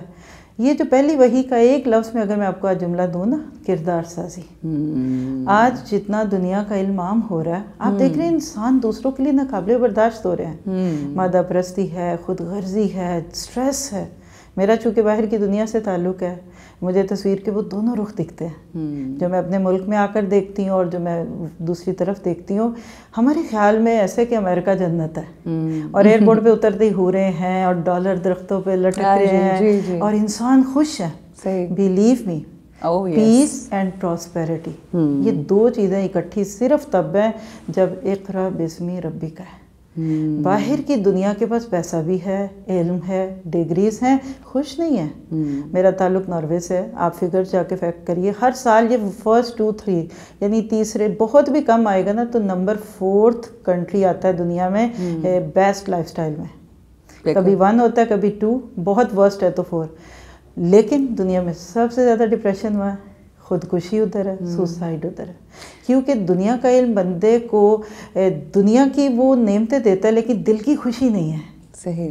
تو جب آپ دنیا اور دین دونوں کے علم کو اس کی روح کے ساتھ لیتے ہیں نا تو پھر پیس اینڈ پراسپیرٹی بھی ہے. بڑی خوبصورت آپ نے بات کی, مگر آپ نے اپنی گفتگو میں یہ بھی کہا کہ کئی دفعہ ہم علم حاصل کر لیتے ہیں, علم حاصل کرنے کے بعد ہماری نگاہیں لوگوں کے اوپر ہوتی ہیں. اب دیکھیے وہ بھی تو علم کی روشنی رکھتے ہیں, مگر علم کی روشنی یعنی علم سے میری مراد یہ ہے کہ دینی علم رکھنے کی روشنی کے ساتھ ساتھ بھی کئی دفعہ ہمارا مقصد اس روشنی کو حاصل کرنا لوگوں کی اصلاح ہوتا ہے. جبکہ ہم دینی تمام وہ تعلیمات حاصل کرنے کے باوجود بھی ایک کرختگی, نماز, روزہ, جس طرح آپ نے کہا, وہ سب کچھ کر رہے ہوتے ہیں بٹ لوگوں کی طرف نظریں. اب دیکھیں علم تو دنیا دینی ہے, بٹ کیا چیز ایسی ہوتی ہے کہ وہ تمام ہر چیز پڑھنے کے باوجود, I am not talking about دنیاوی, دینی علم پڑھنے کے باوجود بھی کہیں کرختگی آ جاتی ہے, ٹالرنس لیول نہیں ہوتا اپنی فیملی کے اندر بھی, لوگوں کے معاملات میں. وہ کیا ریزن ہوتے ہیں جس کی وجہ سے دینی علم حاصل کرنے کے باوجود بھی ہم سخت ہو جاتے ہیں؟ پہلے میں اس کا ایک دنیاوی مثال دیتی ہوں. دیکھیے کہ انجیکشن ہے, بہت ہیوی ڈوزڈ انجیکشن ہے, وہ اپنی ذات سے ہی بہت ہیوی ہے. اب لگانے والا سخت ہاتھ سے لگائے گا نا تو سویلنگ ہو جائے گی. کچھ نرسز یا ڈاکٹرز انجیکشن لگاتے ہیں پتہ ہی نہیں چلتا, ٹھیک ہے, اور کچھ بیچارے میرے طرح اناڑی ہوں گے تو اس کی بازو سوج جائے گی نا. دین کی بات کو ریپریزینٹ کرنا یا دوسرے کو دینا جسٹ لائک دس. پہلی بات ہے کہ ہمارے پاس رول ماڈل ہمارے پیارے نبی ہیں. لقد کان لکم فی رسول اللہ اسوۃ حسنہ. بے شک ان سے زیادہ دیندار تو کوئی نہیں, بالکل, ان سے زیادہ اچھا مبلغ تو کوئی نہیں, ان سے اچھا استاد تو کوئی نہیں. بالکل, انہوں نے لوگوں کو کیسے دین دیا. آپ سیرت کی ایک کتاب کھول کر دیکھ لیں, کوئی بھی جو آپ کا دل کرتا ہے. آپ کو اللہ کے نبی کا مزاج، آپ کا کردار دکھے گا. فبیما رحمت من اللہ لنت لہم. سورۃ آل عمران میں غزوہ احد کا سنیریو چل رہا ہے. صحابہ کی ایک اجتہادی غلطی سے 70 صحابہ شہید ہو گئے. جیتی ہوئی جنگ کہہ لیجئے برابری پہ چلی گئی، لیکن اللہ نے آسمان سے کہا کہ اب آپ نے ان کے ساتھ سختی نہیں کرنی. وَشَاوِرْهُمْ فِي الْأَمْرِ، ان سے آئندہ مشورے بھی کیجئے. اور اگر آپ ان سے سخت زبان یا سخت دل ہوتے لَنْفَضُّوا مِنْ حَوْلِكَ، یہ تو آپ کے ارد گرد سے تتر بتر ہو جاتے ہیں. تو یہ میرا گمان یہ ہے کہ یہ بالکل مسکنسیپشن ہے جہاں سے وہ دین لیتے ہیں. بس آپ دیکھیں ہمارے ہاں ایک مشہور جملہ جی، ڈنڈے کے بغیر حفظ نہیں ہوتا. صحیح. اور میں نے حفظ تو نہیں کیا، مگر میں نے جب مجھے یاد ہے میں نے اپنے بچپن میں جن قاری صاحب سے پڑھا تو وہ سیٹرڈے کو یا اس زمانے میں تھرسڈے کو چھٹی سے ایک دن پہلے ہمارا وہ ریویژن ہوتی تھی، اور اگر نہیں کچھ یاد ہوتا تھا تو میں نے ڈنڈے بھی کھائے ہیں اپنے ہاتھوں کے اوپر. ایسے ہی، حالانکہ یہ بہت مسکنسیپشن ہے. اب دیکھیے ایک چھوٹا سا ذہن ہے، اس کا سائنس ٹیچر آئے تو اس کو گو بوائے گڈ بوائے پیار سے بات کرے، اور ایک استاد آئے تو وہ اسے سختی سے بات کرے. آپ خود سوچیں نا، یہ ایک بہت بٹر ٹروتھ ہے. لیکن آپ کے گھر کا ڈور بیل ہو اور آپ دیکھتے ہیں کہ بڑا سوٹڈ بوٹڈ ایک اچھا پرسن ہے، کہتا ہے I am your kids tutor ہوں. اب آپ اس کو کہاں بٹھاتے ہیں؟ ڈرائنگ روم کھلے گا، ہیو یور پلیز چائے پانی، پھر بچہ پڑھے گا، اور پھر شاید اس کو کتنی 20 30 40 ہزار روپے بھی ملے گی. اسی گھر میں تھوڑی دیر بعد ایک اور گھنٹی بجتی ہے اور وہ کہتے ہیں جی میں مولوی صاحب ہوں، بچوں کو قاعدہ پڑھانے. کہاں بٹھاتے ہیں ہم ان کو؟ برآمدے میں. پنکھا بھی لگا دیں تو بڑی بات ہے. اور پھر جبکہ پڑھنا بچوں نہیں ہوتا ہے. یعنی آج کا اقرا بسم ربک کا یہ میسج ہے کہ آج لاشعوری طور پہ ہمارے ذہنوں میں یہ آ گیا کہ دین والے معذرت کے ساتھ یہ لو گریڈ لوگ ہیں اور دنیا والے اوپر ہیں، کیونکہ پیچھے سے رب کا نام نیچے ہوا تو اس سے متعلق ہر چیز چھوٹی ہو گئی. مگر یہ اس کے پیچھے ریزن ایک تو وہ لوگ جن کے گھر میں آئے نا ان کی غلطی ہے. مگر ٹو پن پوائنٹ اگر ہم جاننے کی کوشش کریں، تنقید برائے تنقید نہیں، مگر وہ جو مولوی صاحب آئے ہیں یا جو عالم دین اگر فار ایگزامپل، ان کی کہاں پہ غلطی ہے؟ آپ کو کیا لگتا ہے؟ میں ایک جملہ بول دوں؟ جی. ہم نے دین کو سستا کر دیا. ہم نے دین والوں نے، مولوی صاحب کا نام لے رہے ہیں، میں اپنے پر لے لیتی ہوں نہیں، ہم دین والوں نے دین کو سستا کر دیا. صحیح. پتہ کیسے؟ یعنی مثال دیتی ہوں آپ کو کہ اگر آپ کسی بھی یونیورسٹی کا تصور لائیں، فل اے سی ہوں گے، اچھی چیئرز ہوں گی، ایک اچھا ماحول ہوگا. آپ دینی اداروں میں جا کر دیکھیں ٹوٹی بھی کرسیاں، ٹھیک ہے، سارے خراب فریج آپ کے پاس ہے، اور ادھر جو لوگ آتے ہیں جو گھر کی خراب چیزیں مسجد میں رکھو. پھر چندہ، ڈونیشن باکسز، جمعہ نہیں پڑھ رہے جب تک ڈونیٹ نہیں کرتے، فنڈ ریزنگ ڈنر ہے، کھانا نہیں دیں گے جب تک آپ پورا نہیں کرتے. ہوا کیا کہ لوگوں کو ہر طریقے سے ہم نے فیل کرا دیا کہ دین غریب ہے. We are sorry to be Muslim. یہ کانسیپٹ ہم دینداروں نے دیا. دین کے ساتھ سفید کپڑے، بالکل سوتی، ہنسنا نہیں، مذاق نہیں، پیار نہیں.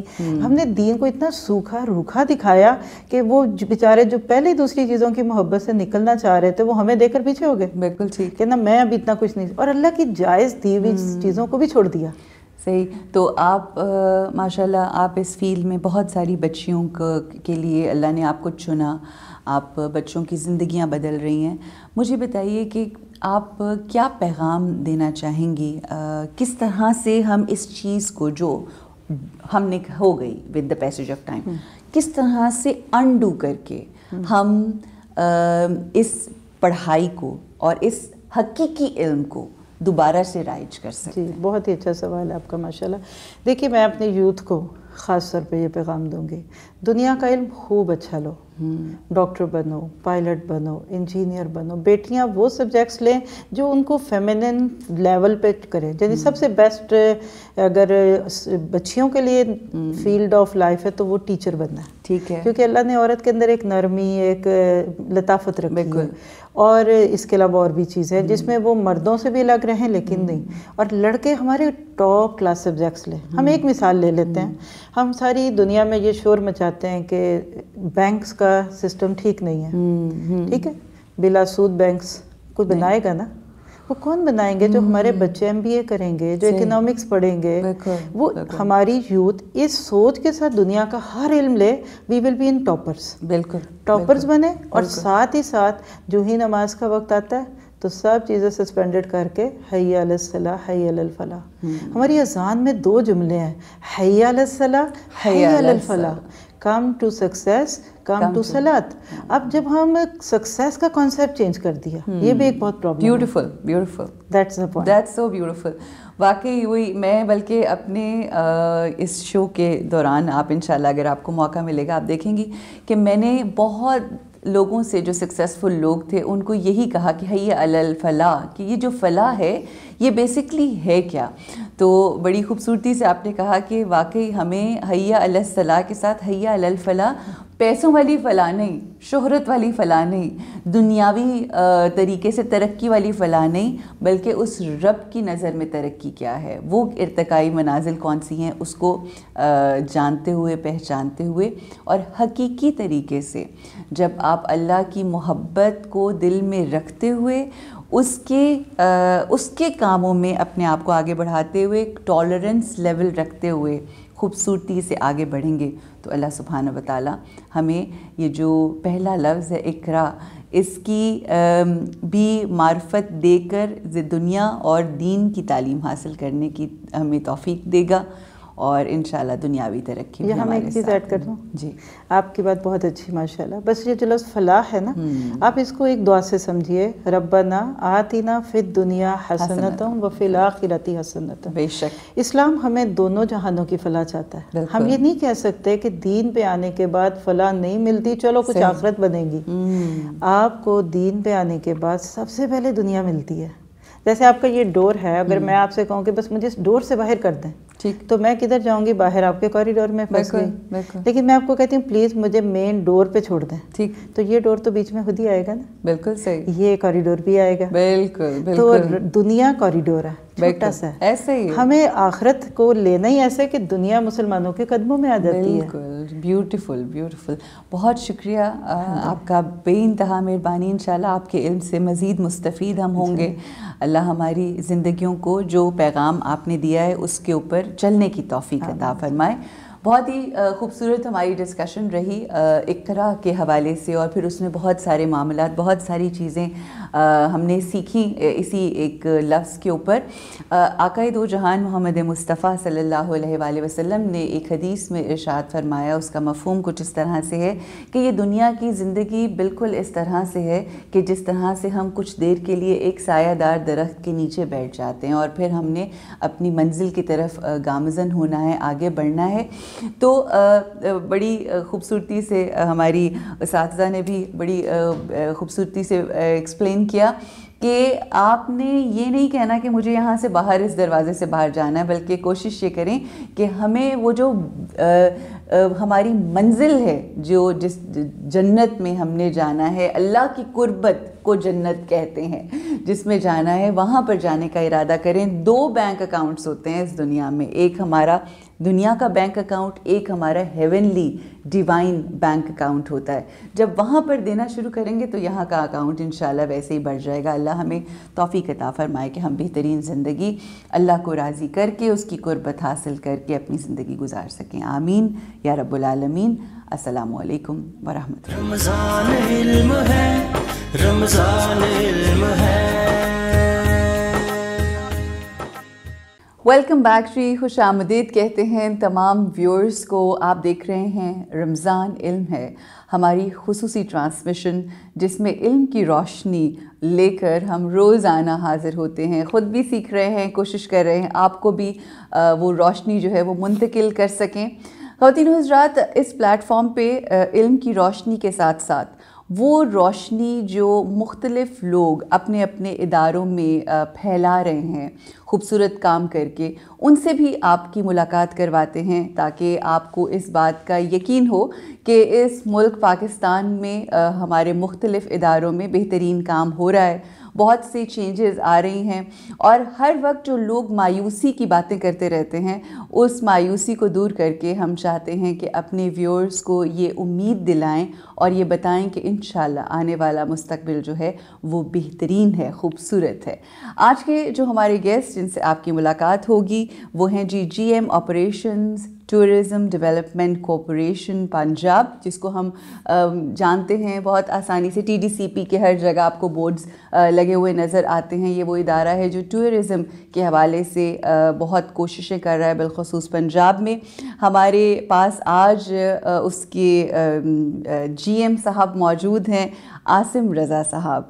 بہت بہت شکریہ عاصم، آپ نے ماشاءاللہ ڈائریکٹر اینٹی کرپشن بھی رہے ہیں، اور پھر EDO finance and planning Sheikhupura میں بھی آپ رہے، اور بہت ساری جگہوں پہ آپ کی پوسٹنگ ہوئی. کیسے ہیں آپ؟ سب سے پہلے السلام علیکم. جی میں بالکل ٹھیک ہوں. آپ کو رمضان بہت مبارک ہو. کیسا گزر رہا ہے رمضان آپ کا؟ رمضان کے مہینے میں ٹورزم کا کیا حالات ہوتے ہیں؟ دیکھیے یہ ایک اچھی چیز یہ ہے کہ ہمارے ہاں جو ہماری قوم ہے وہ ہر حال میں اپنے آپ کو ایڈجسٹ کر لیتی ہے. اچھا. اور ٹورزم چل رہا ہے، شروع میں ابھی بھی چل رہا ہے الحمدللہ رمضان کے. اچھا میں نے ابھی ریسنٹلی ایک چیز پڑھی، ویسے تو ہم بیسک گفتگو بھی شروع کر سکتے ہیں، but something when I was getting to know you and your work that you have done، اس میں مجھے ایک چیز بڑی انٹرسٹنگ لگی، پنجاب ٹورزم ایپ. یہ ایک بڑا ڈفرینٹ سا آئیڈیا تھا. تو یہ کیا آپ کا آئیڈیا تھا، آپ لے کر آئے، یا اس کے اوپر آپ نے ورکنگ کی؟ تھوڑا اس ایپ کے حوالے سے بتائیے. دیکھیے ورکنگ جتنی بھی ہے یہ حکومت کرتی ہے اور حکومت کے ادارے کرتے ہیں. اب ہم لوگ اس کے ظاہر ہے اس کا ایک حصہ بن جاتے ہیں. ہماری خوش قسمتی ہوتی ہے دراصل یہ ایپ ہے کیا کہنے کو ایپ ہے، لیکن یہ اوور آل ایک اپروچ ہے.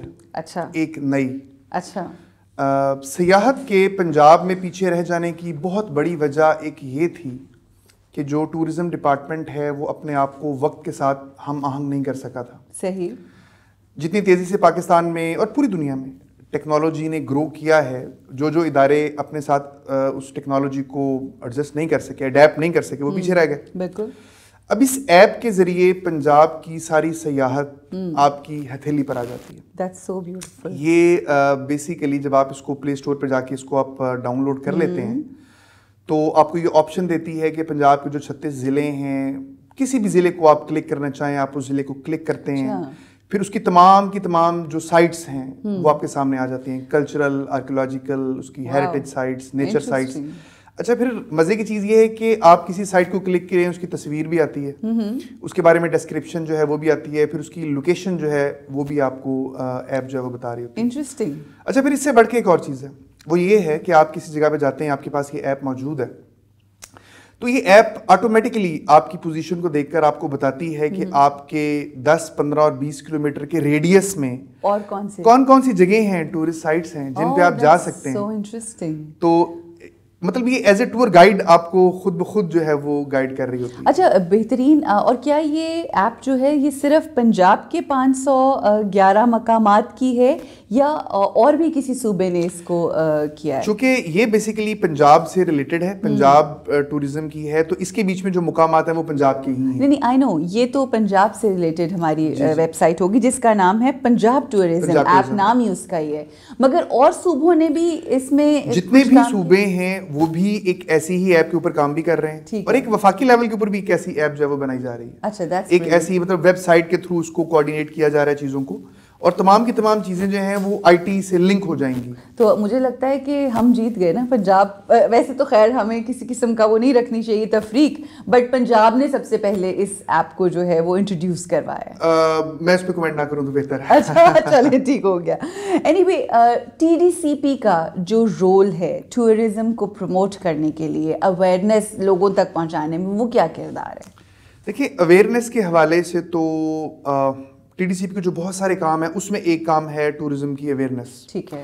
میں ابھی بھی ایک پروگرام کے اوپر گیا تھا ایک یونیورسٹی کے بیچ میں، اور وہاں پہ ہم ایک سیمینار کنڈکٹ کیا.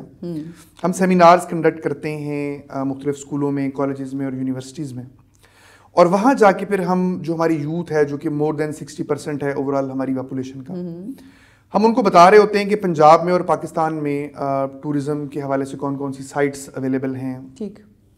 پھر اس کے بعد میں ٹورزم کی انسانی زندگی میں کیا اہمیت ہے، کیوں ان کو موبائل فون سے باہر نکلنا چاہیے اور اپنے ارد گرد کی جو چیزیں ہیں اس کو دیکھنا چاہیے.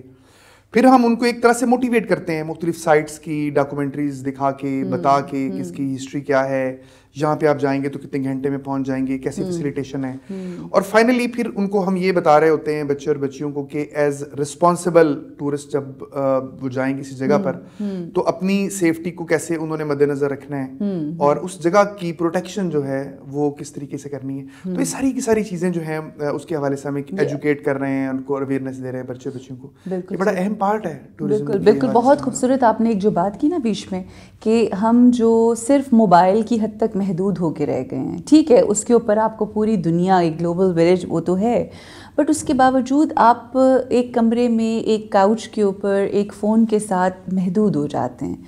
टूरिज़्म में you get to meet a lot of things. वही जो कहते हैं ना, एक सेंस ऑफ स्मेल, देखना, एक चीज़ को महसूस करना, वो जो आप वहाँ जाके कर सकते हैं वो नहीं हो सकता। सो I think yes you are right, tourism is very very important.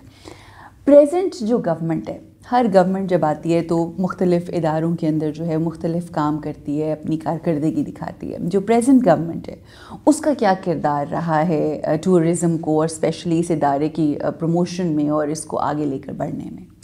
अच्छा देखिए, जिस तरह जब मौजूदा हुकूमत आई तो इसने एक नए पाकिस्तान की बात की, ये एक स्लोगन बन गया, बिल्कुल पंच लाइन बन गई, नया पाकिस्तान। तो ये चीज़ टूरिज्म पर बड़ी मनोन अप्लाई होती है। 7 स्टेप्स ऐसे लिए गए हैं जिनके साथ हम नए का लफ्ज़ लगा सकते हैं। अच्छा, 7 स्टेप्स। Okay, interesting. पहली चीज़ तो ये कि नए policies and rules and regulations, पहली चीज़ ये है TDCP में बनी है, overall tourism department. Tourism department Punjab हुकूमत का जो डिपार्टमेंट है वो टूरिज्म डिपार्टमेंट है और उसके 3 विंग्स हैं। ठीक हो गया। एक TDCP है, एक आर्कियोलॉजी उसका दूसरा विंग, और तीसरा डिपार्टमेंट ऑफ टूरिस्ट सर्विसेज है जिसका काम रेगुलेशन करना है। बिल्कुल ठीक हो गया।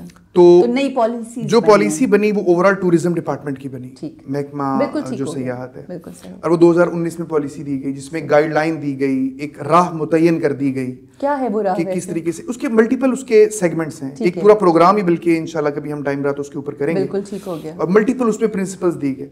आप यूँ समझ लें कि जो अहमियत है घर में घर बनाते वक्त नक्शे की, ठीक है, वही अहमियत किसी काम को करने में पॉलिसी की होती है। अच्छा, पॉलिसी होगी तो आपको पता चलेगा कि दरअसल आपने क्या करना है। बिल्कुल ठीक है। आज आपको हुकूमती इदारे जो कुछ करते हुए नजर आ रहे हैं सयाहत में, वो सिर्फ इस पॉलिसी की वजह से। बिल्कुल ठीक है। इस पॉलिसी में गाइडलाइंस दी गई हैं कि आपने निजी शोबा को अपने साथ मिलाना है, आपने यूथ को अपने साथ मिलाना है, आपने शोकेस करना है पंजाब के हुस्न को, और वही सारा कुछ जो है वो किया जा रहा है। बिल्कुल ठीक हो गया।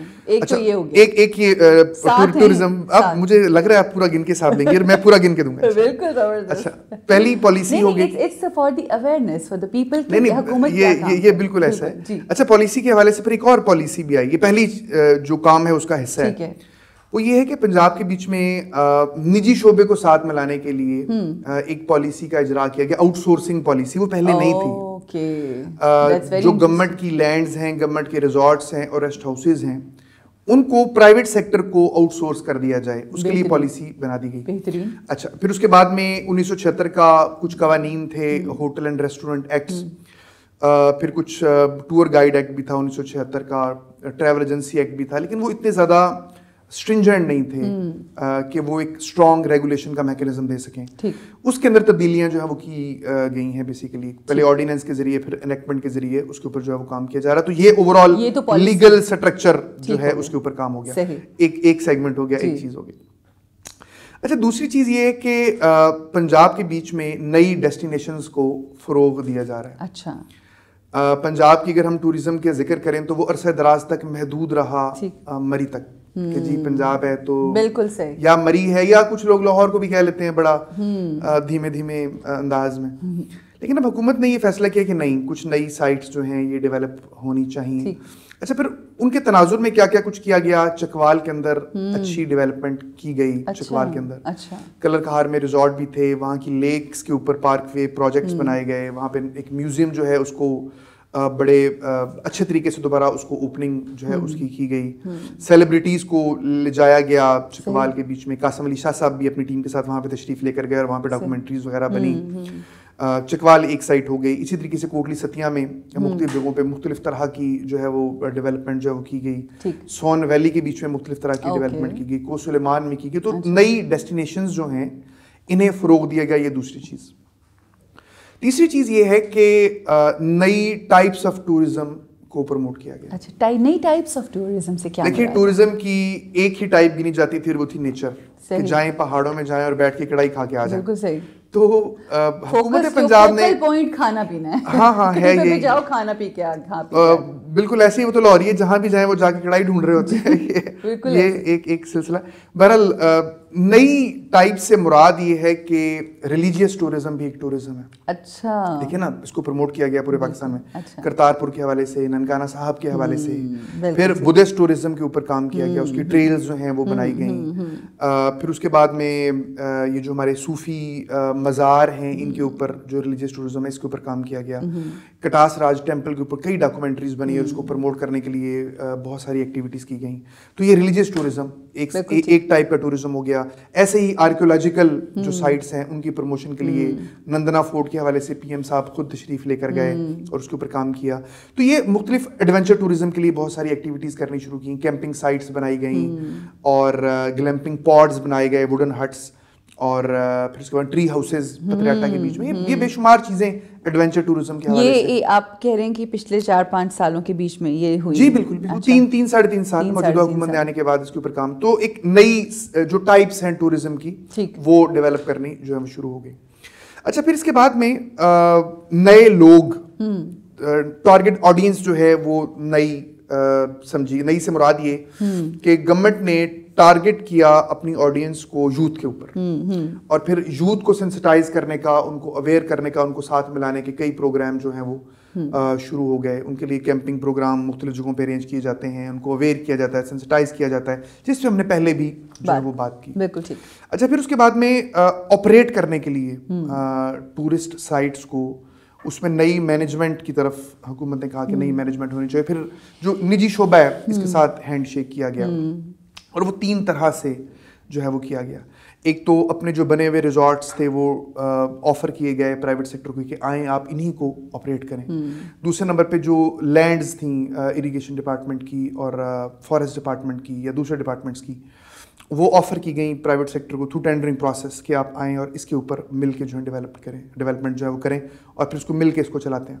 सही। और फिर तीसरे नंबर पे MOU साइन किए गए मुख्तलिफ इदारों के साथ, जिसमें KFC, मैकडोनल्ड वगैरह वगैरह। तो यूँ तो काफ़ी लोग जो हैं बीच में फिर इन्वॉल्व होते गए और नए एवेन्यूज़ वगैरह खुले। Now my question to you is कि हमारा मुल्क, क्या पूरी दुनिया ने एक मुश्किल वक्त देखा, पेंडेमिक जो कोरोना कोविड-19 की सूरत में, और कंटिन्यूएशन भी है उसकी। और अगर हम हुकूमत की बात करें वो तो एक सेपरेट होगी, आपने बताया सारे सिलसिले को, बट पेंडेमिक की वजह से पाकिस्तान के टूरिज़म को बिलखसूस TDCP अगर हम पंजाब के हवाले से गुफ्तगू करें तो क्या नुकसानात हुए हैं? देखिए, ओवरऑल नुकसान तो हुआ, इसमें तो कोई शक नहीं है अगर हम बहसीत मजमूई बात करें। अच्छा, लेकिन इसका अगर हम कंपैरिजन करें बाकी दुनिया के साथ, तो शायद हम टूरिज़्म के सेक्टर में, मैं टूरिज़्म की बात कर रहा हूँ, बाकी दुनिया से शायद हम कम मुतासर हुए हैं, और उसकी एक वजह है। देखिए, पेंडेमिक के बाद हुआ ये कि इंटरनेशनल जो टूरिज़्म है टोटली बंद हो गया। लोकल बंद हुआ लेकिन वो दोबारा चल पड़ा। सही। पाकिस्तान का जो ओवरऑल सेगमेंट है वो इंटरनेशनल टूरिज़्म का कम था। मतलब हमारे यहाँ मतलब जिस तरह अगर हम फ्रांस की बात करें तो 2018 में, मतलब पेंडेमिक से पहले, वहाँ पे 89 मिलियन सालाना विजिटर्स जो है वो जाया करते थे। 89 मिलियन, ये टॉप पे फ्रांस डेस्टिनेशन थी। बिल्कुल। चलते चलते फिर दूसरी डेस्टिनेशन के बाद 6ठे नंबर पे इसमें आता था टर्की, वो कि 51-52 मिलियन है। बिल्कुल। तो पाकिस्तान की टोटल 1.8 मिलियन, सिर्फ 1.8 मिलियन, ये ऑलरेडी कम थी। सही। हमारी जो ज़्यादा टूरिस्ट हमारे पास आता है वो हमारा लोकल है, वो कोई तकरीबन 55 मिलियन सालाना, ठीक है, जो है वो टूरिस्ट हमारे पास है। तो जो फॉरेन जब फ्लाइट्स बंद हुई तो इंटरनेशनल टूरिस्ट चूंकि पहले ही कम था, तो पाकिस्तान मुतासर ज़रूर हुआ, लेकिन बाकी दुनिया के उन ममालिक की निस्बत कम हुआ जहाँ पे इंटरनेशनल टूरिस्ट बहुत ज़्यादा जो है वो जाया करता था। जो हमारा नेशनल टूरिस्ट है वो उन महीनों में तो बेचारा वो बंद रहा, और जिन महीनों में टोटल लॉकडाउन था, लेकिन जैसे फिर हुकूमत इस हवाले से बड़ी उन्होंने समझदारी का सबूत दिया कि लॉकडाउन को मुकद्दर नहीं बना लिया कि इसको बंद कर दें, आस्ता आस्ता चीज़ों को खोला गया एज अर्ली एज पॉसिबल जितना मुमकिन था। तो फिर लोग दोबारा आहिस्ता आहिस्ता उन्होंने जिंदगी की तरफ आए, और फिर आपने देखा کہ ہمارے ہاں یہ اتنا زیادہ ٹورسٹ کا رش آیا سنو فال میں بھی، جس میں بدقسمتی سے وہ سیڈ انسیڈنٹ بھی ہوا کہ لوگ جو ہے فوری طور پر انہوں نے موقع جو ہے اس کو اویل کیا گھر سے باہر نکلنے کا. بالکل صحیح. اچھا اب جب ہم ٹورزم کی بات کرتے ہیں، ٹورسٹ کی بات کرتے ہیں، تو اس میں ٹورزم ڈپارٹمنٹ تو ہے، حکومت کا کردار تو ہے، بٹ ہم وہ سارا فوکس جو ہے وہ حکومتی کی طرف کر دیتے ہیں. آپ کو نہیں لگتا کہ اس میں باقی جو ہمارے پرائیویٹ سیکٹر ہے یا ایون اس میں ٹورسٹ کو کا بھی بہت اہم کردار ہوتا ہے؟ اس حوالے سے آپ کیا کہیں گے؟ لیکن جی بہت لگتا ہے آپ کے سوال کا مختصر سا جواب دینا ہو تو وہ ہاں ہے کہ بہت بنیادی اور کلیدی کردار ہے. دیکھیں اگر ہم اوور آل ٹورزم کی بات کریں تو اس میں 3 پلیئرز ہیں. پہلا پلیئر ہے ٹورزم سائٹ جس کے اوپر وہ جا رہے ہیں جہاں پہ ٹورزم. دوسرا وہ انفراسٹرکچر ہے جو کہ گورنمنٹ کی طرف سے پرووائڈڈ ہے. اور تیسرے نمبر پہ ٹورسٹ ہے.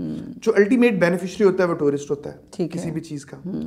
اور ہمارے ہاں المیہ یہ ہے کہ ہمارا جو ٹورسٹ ہے یہ بدقسمتی سے اس کو اتنا زیادہ سینسٹائز نہیں کیا گیا، ایجوکیٹ نہیں کیا گیا کہ ٹورزم کی نارمز کیا ہیں.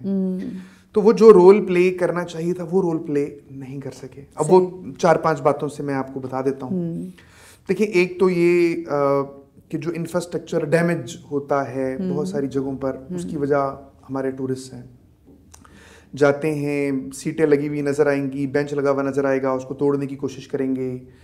سائن بورڈ لگے ہوئے ہیں، اس کو وہ اسکریچ کرنے کی کوشش یا اسکریچ کریں گے یا اس پہ نام لکھ دیں گے، سائمہ لاولی لکھ کے آ جائیں گے، دل کا نشان لگا، تیر بھی مار دیں گے بیچ میں ایک آدھا.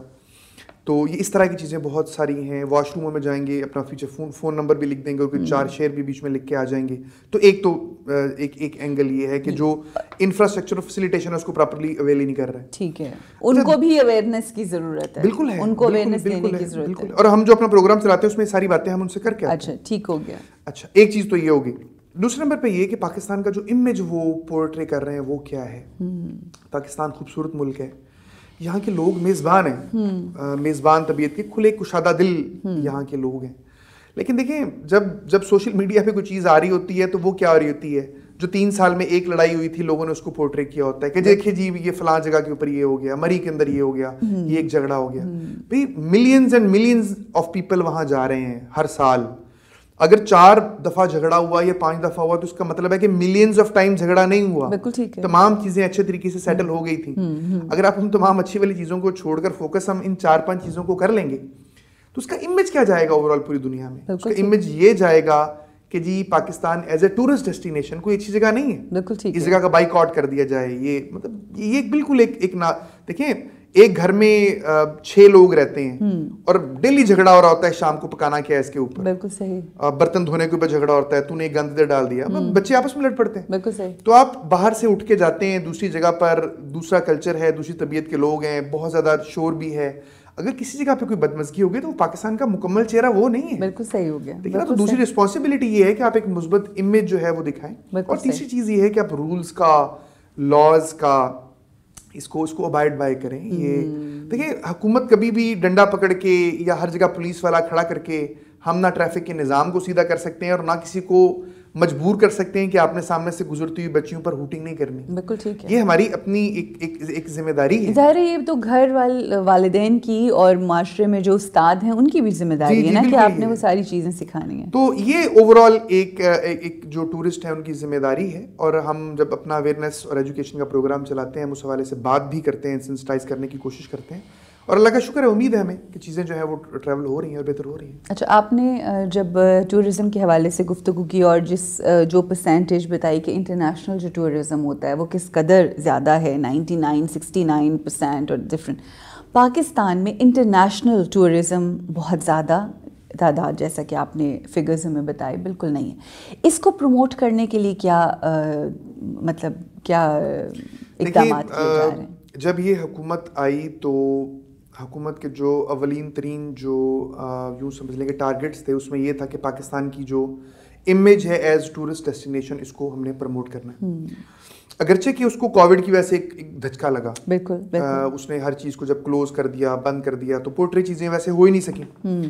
لیکن اس کے باوجود بھی جو 4-5-6 چیزیں کی گئیں ان میں ایک تو یہ ہے کہ شو کیس کیا جا رہا ہے پنجاب کے پاکستان کے حسن کو گلوبل لیول تک. دیکھیں اگر میں خالی پنجاب کی بات کروں تو ڈاکومنٹریز کوئی 150 کے قریب بنائی گئیں پنجاب کی مختلف سائٹس کے اوپر, اور ان کو تھرو کیا گیا پوری دنیا میں سوشل میڈیا کے تھرو. پھر اس کو بھیجا گیا جو ہمارے وہاں پہ ہماری ایمبیسیز ہیں ان کو, اور کہا گیا کہ ان کو دکھائیں. پاکستان مختلف جو انٹرنیشنل ایونٹس ہیں ان میں پارٹیسپیٹ کرتا ہے. ہمارے حسن کو جو پاکستان کا ہے اس کو وہاں پہ دکھایا جاتا ہے. پھر ویزا پالیسی کے حوالے سے مختلف طرح کی نرمیاں جو فیڈرل گورنمنٹ نے کی, اور ایک فرینڈلی قسم کی جو اپروچ ہے اس کو ایک جو ہے وہ اڈاپٹ کیا گیا. پھر ویلاگرز اور بلاگرز مختلف یہاں پہ لائے گئے اور ان کی خدمات حاصل کی گئی کہ مختلف جگہوں پہ جائیں اور شو کیس کریں جو اوور آل پاکستان کا حسن ہے. تو یہ وہ چیزیں ہیں جو کہ اوور آل پاکستان کے حسن کو پیش کرتی ہیں. ایکچولی ہمارے ہاں جو بڑی بدقسمتی رہی وہ رہی دہشت گردی کی. الحمدللہ ہماری فورسز نے اس ناسور کو اس ملک سے نکال دیا. ہماری لا انفورسمنٹ ایجنسیز نے اس پہ بڑا کام کیا, بڑی قربانیاں بھی دیں, آپ کو پتہ ہے. بالکل. اور اب انہی کی وجہ سے چیزیں جو ہیں وہ مثبت انداز میں اب چلنی شروع ہو گئی ہیں, اور بڑی امید ہے کہ اللہ کے چیزیں اس طرح چلتی رہے تو انشاءاللہ تعالیٰ بہت جلد پاکستان جو ہے دوبارہ ایک فیورٹ ترین کنٹری جو ہے وہ بن جائے گا انشاءاللہ تعالیٰ, جس طرح اس کو بننا چاہیے انشاءاللہ. تھینک یو سو مچ.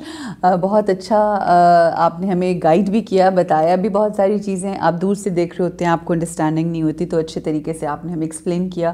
اور یہی یقین اور یہی امید ہے کہ انشاءاللہ آنے والا وقت جو ہے وہ پاکستان ٹورزم کے لیے بہترین وقت ثابت ہو. نہ صرف نیشنلی بلکہ انٹرنیشنلی لوگ ہمارے ملک میں آئیں, اور اس قدر خوبصورتی جو ہمیں مختلف حصوں میں نظر آتی ہے, اللہ سبحانہ و تعالیٰ کی جو قدرت نظر آتی ہے, وہ پورے دنیا اس کو آ کے وٹنس کرے, ہمارا ٹورزم بڑھے تاکہ ہمارے اکانومی جو ہے وہ بھی بہتری کی طرف جائے. بہت شکریہ اعظم رضا صاحب, بے انتہا مہربانی آپ کی, آنے کا بے انتہا شکریہ.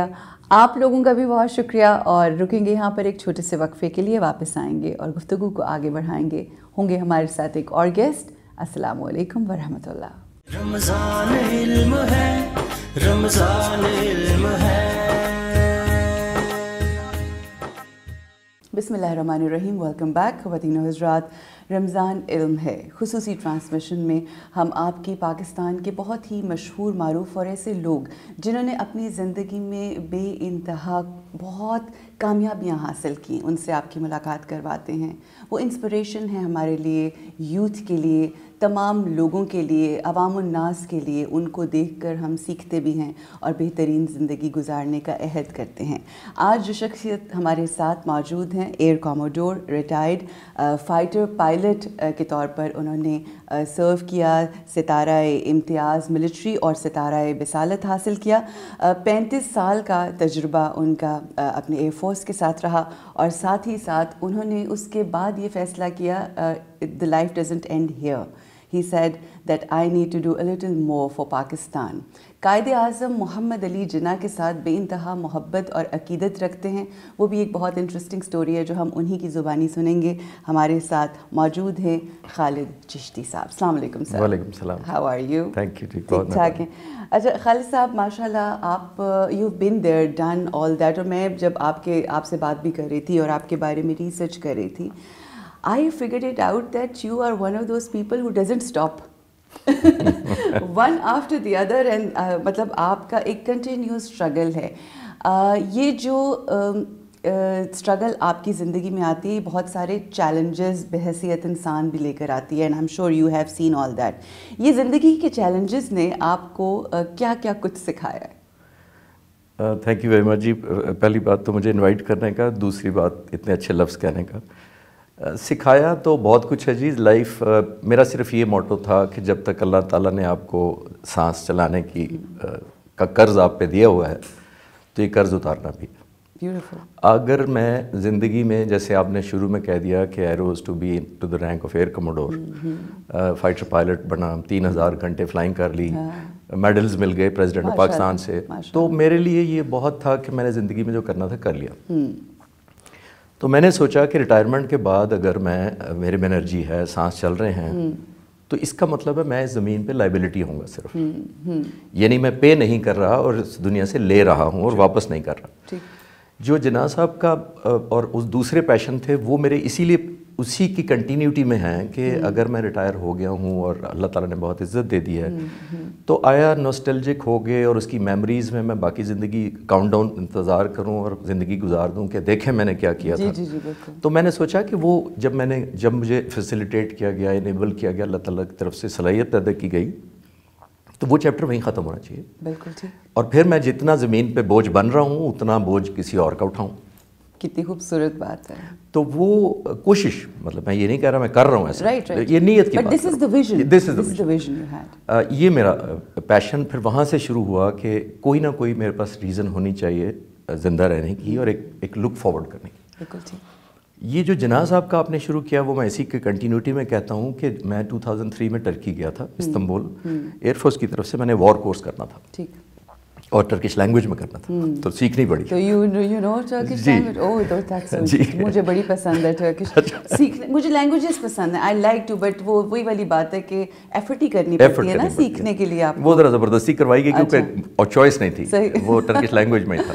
ٹھیک. تو وہاں میں 1 سال رہا تو میں نے جتنی اس قوم کو کمال اتاتürk کی عزت کرتے دیکھا تو مجھے بڑی ندامت ہوئی. بالکل بالکل. اور ندامت یہ ہوئی کہ اس ملک نے سب کچھ مجھے دیا لیکن شاید جناح صاحب کو ہم اس طرح قدردانی نہیں کر سکے جو ترک لوگ اتاتürk کی کرتے. بالکل صحیح. تو میں نے تہیہ کیا کہ میں واپس جا کے جناح صاحب کی، اور وہاں کس چیز نے مجھے انسپائر کیا پہلے کہ جناح صاحب اتاتürk کے سینکڑوں پورٹریٹ ہیں اس قوم کے پاس. کوئی چھت مجھے لگتا ہے بلڈنگ کا نہیں ڈل سکتا جب تک اتاتürk کی تصویر اندر نہ آ جائے. اچھا. اسکول، کالج، بلڈنگ، مجھے لگتا تھا صرف باتھ روم میں تصویر نہیں لگاتے. صحیح، وہ بھی آؤٹ آف ریسپیکٹ. باقی ہر جگہ اتاتürk، ہوٹل میں سب سے بڑی اتاتürk کی. تو وہ میں نے کہا کہ جناح صاحب کی یہ تصویریں بھی غائب ہوتی جا رہی ہیں اور جناح صاحب کی اگر ہیں بھی تو 1-2 رہ گئیں. بالکل ٹھیک ہے. اس کے بعد شیروانی میں ہم نے جناح صاحب کا کیا تو وہی نظر آتی ہیں موسٹلی. میں نے کہا وہ میں جو بچپن سے پڑھتا آ رہا تھا one of the most handsome, well dressed. تو میں نے کہا وہ ویل ڈریسڈ کہاں گیا؟ تو میں نے ایئر فورس واپس آ کے ٹرکی سے 2004 میں ایئر فورس سے باقاعدہ پرمیشن لے کے ریسرچ کہاں گیا. اچھا. تو صرف پہلے پیشن تھا کہ جناح صاحب کی تصویریں اکٹھی کرنی ہیں، photographs. And I am so proud to know that you have more than 500 pictures now. Wow. اور which required I am sure a lot of work. بہت اسٹرگل ہوگی اس کے پیچھے. جی، جب میں آ گیا تو ظاہر ہے میں اپنے ایکسٹرا ٹائم، مجھے فلائنگ نہیں کر رہا ہوتا تھا یا ایڈمنسٹریٹو ڈیوٹی پہ یا مینیجر کسی کمانڈ ڈیوٹی پہ نہیں ہوتا تھا، تو میں یہ ٹائم نکالتا تھا. میں نے 7 سال ایئر فورس میں رہتے ہوئے تو قائد اعظم کے تقریباً 500 پورٹریٹس، اور وہ گوگل والے نہیں، دے ور دس بگ، انلارجمنٹ اور گڈ ریزولوشن. اور جہاں سے بھی مجھے اب یاد بھی نہیں شاید ہوگا کہ جہاں میں نے government buildings, archives, media houses, personal collection لوگوں کی، وہاں ریچ آؤٹ کر کے جب میں نے اکٹھے کر لیے 500 کے قریب، دین آئی ریئلائزڈ کہ یہ تو پھٹی پرانی بھی ہیں، ٹون آؤٹ ہیں، کسی کو دیمک لگ گیا ہوا ہے، جیسی حالت میں مل گئی ہیں. پھر میں نے ایک ٹیچر رکھ کے اور 2 یونیورسٹی کے اسٹوڈنٹ ہائر کر کے پہلے سافٹ ویئر اور کورل ڈرا، فوٹو شاپ، گرافک کے خود سیکھے. جو لوگ گرافک سمجھتے ہیں وہ زیادہ بہتر سمجھ پائیں گے. اور پھر 2 یونیورسٹی کے انٹرنشپ پیمنٹ بیس پہ میں نے رکھے 2 اسٹوڈنٹ جن کو میں چھٹی والے دن، اپنی چھٹی والے دن، سیٹرڈے سنڈے کو اپنے ساتھ بلاتا تھا. اور انہوں نے 3 سال میرے ساتھ بیٹھ کے، مجھے لگا کہ یہ پھٹی پرانی بھی ہے، ان کو ریکور کرنا ہے، اور نئی نسل بلیک اینڈ وائٹ تصویر کو اتنا ایکسائٹ نہیں ہوگی، تو ان کو ہم نے ٹرانسفارم کیا بلیک ٹو کلر. ایک سوال کرنا ہے مجھے آپ سے، وہ یہ کہ جب آپ ویسے اپنی جاب مطلب کام کر رہے تھے، ٹھیک ہے، سروس میں تھے، ویکینڈ کے اوپر آپ یہ کام کرتے تھے، تو گھر والے تو آپ سے کافی ناراض ہوتے ہیں؟ گھر والے برداشت کیا. اچھا. بٹ جب وہ جس کو کہتے ہیں نا پروڈکٹ بنا، جب میں پراؤڈلی دکھاتا تھا کہ دیکھو یہ پھٹی ہوئی تصویر تھی، اس کو پہلے بلیک اینڈ وائٹ ٹریٹ کیا، پھر کلر کیا، تو وہ پھر مجھے کافی معافی، اور پھر جناح صاحب تھے تو اس لیے کافی معافی مل جاتی تھی. میرا کوئی ذاتی وہ نہیں تھا کہ میں کوئی اپنی ایکٹیویٹی نہیں، تو ایک پیشن تھا. تو وہ پھر جیسا میں نے اس دنیا میں دیکھا ہے، اور آپ ہمارے لیے ایک مثال ہیں کہ جب آپ اپنی ذات سے بالاتر ہو کر کسی شخصیت کے لیے کچھ کرتے ہیں، یا ایک ایسی شخصیت جس نے آپ کے ملک اور قوم کے لیے جو آپ کی پہچان ہے، جس کو نے آپ کو پہچان دی ہو، جب آپ اس کے لیے اس لیول کے اوپر آ کے کام کرتے ہیں تو اللہ کی ذات آپ کی پہچان بھی بدل دیتی ہے اور آپ کو ایک مختلف قسم کی عزت عطا کرتی ہے، جو کہ ہم آپ کو دیکھتے ہیں کہ 35 سال آپ کا ایک کریئر ایک طرف اور 15 سال آپ نے جو اسٹرگل کی اس میں آپ کا اپنا کوئی انٹرسٹ نہیں تھا، مگر وہ اب آپ کی پہچان بن گئی. الحمدللہ. تو یہ میں چاہوں گی کہ اس کے اوپر کچھ الفاظ ضرور فرمائیے تاکہ ہمارے بچوں کو یہ آئیڈیا ہو، یوتھ کو یہ آئیڈیا ہو کہ it's not only about thinking your own self, thinking for yourself, but اس سے بڑھ کر بالا تر ہو کے سیکھنا ہے اور آگے بڑھنا ہے. بہت اچھی بات کی ہے جی. وہ اللہ تعالیٰ نے میرے لیے اعزاز ہے کہ جناح صاحب کا جانا. میرا کوئی لیکچر دینے کا پروگرام کبھی بھی نہیں تھا. میرا صرف یہ تھا کہ میں جیسے بچپن میں کوائنز اکٹھے کرتے تھے, ٹکٹس اکٹھی کرتے تھے پوسٹل, تو اسی طرح میں جناح صاحب کی تصویریں اکٹھی کروں گا. جب میں نے وہ کر لیں تو میں نے سوچا کہ جناح صاحب کو پاکستان کے اندر بھی اور بارڈر پار بھی بہت کنٹروورشل کچھ لوگ بناتے ہیں کہ مسلمان تھے کہ نہیں تھے. میں یقین کریں میں آپ کے ساتھ بہت ساری چیزوں کے اوپر نا ریلیٹ کر سکتی ہوں, اور میں ایک چیز ضرور شیئر کروں گی. ایک زمانے میں somebody was taking my interview. مجھے بابا قوم قائد اعظم محمد علی جناح سے اس قدر محبت ہے کہ مجھ سے کسی نے پوچھا کہ آپ کو نا ہر جگہ کراچی کا بہت تذکرہ کرتی ہیں, آپ کو کراچی تو کیوں پسند ہے؟ تو میں نے واقعی لٹرلی یہ جواب دیا کیونکہ یہاں پہ قائد اعظم کا مزار ہے. And you know that guy started laughing, اور that was a time when I realized کہ پیپل ڈو ناٹ انڈرسٹینڈ کہ کتنی ایک کسی کی ایموشنل وہ ہو سکتی ہے. کچھ لوگ نہیں ہوتے دنیا میں بٹ آپ کی روحانیت کا ایک رشتہ ہوتا ہے. سو یہ کتنا ضروری ہے اپنے لیڈر کو اون کرنا, جو آپ نے تو دیکھیں وہ انسپائر کرتی ہے آپ کو. میرے لیے بہت بڑی زندہ رہنے کی یقین کریں, جو اپنے علاوہ جو فیملی کے علاوہ جو سب سے بڑا میرا پیشن ہے کہ میں جناح صاحب کی جو ٹرو ویلیوز جو ان کی انٹیگریٹی کی تھیں وہ یوتھ تک پہنچاؤں. بزرگوں کی بات نہیں کر رہا. میں نے کوئی 14 سال ہو گئے ہیں ویب سائٹ بنائی www.myjinnah.com. myjinnah.com. کوئی مجھے لوگوں نے اسپانسر بھی آفر کیا کہ ہماری ایڈ چلا دیں تو آپ کے خرچے نکل آئیں گے. میں نے کہا جی اس پہ کوئی خرچہ نہیں. میں پچھلے 14 سال سے جناح صاحب پہ لیکچر دے رہا ہوں. Absolutely free. 2018 میں مجھے فارن آفس کی طرف سے اپروچ کیا گیا کہ آپ US سے کینیڈا اور UK میں لیکچر دے دیں, پاکستانی ایمبیسیز ارینج کریں گی وہاں پاکستانی کمیونٹیز کو کے لیے. بالکل بہت ضرورت ہے. تو میں وہاں گیا, اور ظاہر ہے میری پیشن کا یہ عالم تھا کہ میری یہ شرط ہے کہ میں جہاں جاؤں گا اپنی ٹکٹ پہ جاؤں گا لوکل. پاکستان تک تو تھا میں, اور کوئی پیسے نہیں لوں گا, یہ میری شرط ہے. اگر آپ پیسے آفر کریں میں نہیں آؤں گا. تو میں اپنی ٹکٹ پہ گیا تھا US اور کینیڈا. تو میں نے کہا جی اگر میں نے ایک دفعہ پیسے لے لیے تو اس کا مطلب میں نے شاید جناح صاحب کو انکیش کروا لیا. تو میرے وہ ابزارب نہیں ہوتی بات, کیونکہ میری یہ خواہش ہے اور یہ میرا ایمان ہے کہ جو کچھ میں ہوں میں جناح صاحب کی وسیلے سے ہوں, اللہ تعالیٰ کے بعد. میں ایک جناح صاحب کی ایک چھوٹی سی بات یوتھ کے لیے بتاتا چلوں کہ مجھے کسی نے, میں ایک میڈیکل کالج میں جناح صاحب پہ لیکچر دے رہا تھا. اب لاہور میں اور پورے پاکستان میں کوئی شہر شاید بڑے شہروں میں نہیں بچا جہاں میں نے نہ دیا ہو. اچھا بیوٹیفل. تو ایک میڈیکل کالج میں ایک فائنلی ایک اسٹوڈنٹ کھڑی, اس نے کہا sir don't you think India Pakistan اکٹھے ہوتے تو ہم, یہ 7-8 سال پہلے کی بات ہے, تو اکٹھے ہوتے تو زیادہ بہتر ہوتے ہم لوگ. تو میں نے کہا ہاں اگر اکٹھے ہوتے تو زیادہ بہتر ہوتا. اسے آپ کا کیا خیال ہے؟ میں نے کہا اگر اکٹھے ہوتے تو میں کسی 5 اسٹار ہوٹل میں ہوتا, شاید اکٹھے ہوتے لیکن برتن دھو رہا ہوتا. بہت اچھی بات. دس از واٹ آئی بلیو کہ یہ جو سارے رینکس اور میڈلز ہیں یہ صرف ایک آزاد ملک. مجھے ایز اے مسلمان کون وہاں پہ اتنا بلینز کا جہاز ایوری ڈے 3 دفعہ دیتا مجھے فلائنگ کرنے کے لیے, اور واپس آ کے سیفٹی میرے پر ٹرسٹ کرتا کہ واپس لے آئے گا, میڈلز دیتا, ریکگنیشن دیتا اور رینک دیتا. یہ سب جناح صاحب کا کام ہے. اور میں وہ جو بچی کی بات ہے, میرا خیال ہے یہاں پر ہمیں اس چیز کے اوپر بھی فوکس کرنے کی بہت زیادہ ضرورت ہے خالد چشتی صاحب, کہ یہ جو 5th جنریشن وار فیئر چل رہا ہے نا, جس طرح سے ہمارے بچوں کو بہت سٹلی ایک نیگیٹیوٹی کی طرف, اور یہ تمام جو ہمارے لیے پرائڈ ہیں ان چیزوں کے اوپر کنفیوز کیا جا رہا ہے. اس کے اوپر بھی ہمیں بہت سوچنے کی, اور اٹس اباؤٹ ٹائم, جیسے کہتے ہیں نا لمحہ فکری ہے کہ ہم اس کے اوپر فوکس کریں. اچھا ماشاءاللہ پوری دنیا میں آپ اس وقت لیکچرز دیتے ہیں اور قائد اعظم محمد علی جناح کے حوالے سے گفتگو ہوتی ہے. کون سی ان کی شخصیت کے, ہر شخصیت میں ایٹریبیوٹس ہوتے ہیں, تو کون سے ایسے خاصے ہیں جو آپ نے ان سے سیکھتے ہوئے اپنی زندگی میں شامل کیے and then you transfer it to your other next generation? اس میں سب سے سیریس لمیٹیشن میری یہ ہے کہ آپ کا پروگرام بڑا شارٹ ہے. میں روزانہ کی جو رمضان ٹرانسمیشن کور کر سکتا ہوں جناح صاحب کے, میں ایز اے ٹریبیوٹ کے ساتھ, میں اپنی بڑائی نہیں کہہ رہا, جناح صاحب کی اتنی خصوصیات ہیں کہ میں بول سکتا ہوں. بالکل. اگر آپ نے پوچھا کہ کوئی ایک بتا دوں تو میرے خیال میں ایک ان کی انٹیگریٹی, یہ کہ ان کو خریدا نہیں جا سکتا تھا, اور دوسری سیلف لیسنس, بے غرضی اپنے سے. مطلب انٹیگریٹی کا یہ عالم آپ کی یوتھ کو, صرف میں شارٹ میسج جناح صاحب کا دینا چاہوں گا, اور میں چھوٹی سی سٹوری سناتا ہوں جو میں اکثر کہتا ہوں. آخری دنوں میں زیارت میں بیمار تھے, نڈھال رہتے تھے, موسٹلی نیم بے ہوش بھی رہتے تھے بیماری کی وجہ سے. تو ایک دن تھوڑے فریش تھے تو لان میں بیٹھے ہوئے تھے, تو ADC کو کہتے ہیں میرا سگار کا بل لے کے آؤ. ٹھیک. تو ADC نے کہا سر آپ گورنر جنرل ہیں تو آپ کی انٹائٹلمنٹ ہے کہ آپ کے جو ذاتی اخراجات ہیں وہ سرکار اٹھائے. تو کہتے ہیں وہ جو بل, اور ہم بل پے کر چکے ہیں آپ کے, آپ کی طبیعت ٹھیک نہیں تھی, تو کہتے ہیں سارے بل لے کے آؤ. بل منگوائے گئے, اور منگوانے کے بعد سر اپنی پرسنل چیک بک سے سارے کلیئر کر کے اس کو انگریزی میں کہتے ہیں, میں اردو میں بتا دیتا ہوں, کہتے ہیں سگریٹ پینا یا سگار پینا بری عادت ہے, اور میری قوم میری بری عادتوں کا خرچہ کیوں اٹھائے. او گاڈ. اینڈ خالد صاحب, اگر وی گو بیک ان ٹائم, یہ یہاں سے پتہ چلتا ہے قائد اعظم کے وہ اقدار جو انہوں نے فالو کی, ظاہر ہے انہوں نے بھی کہیں سے سیکھا تھا, ان کے لیے بھی کوئی نہ کوئی سورس ہوگا.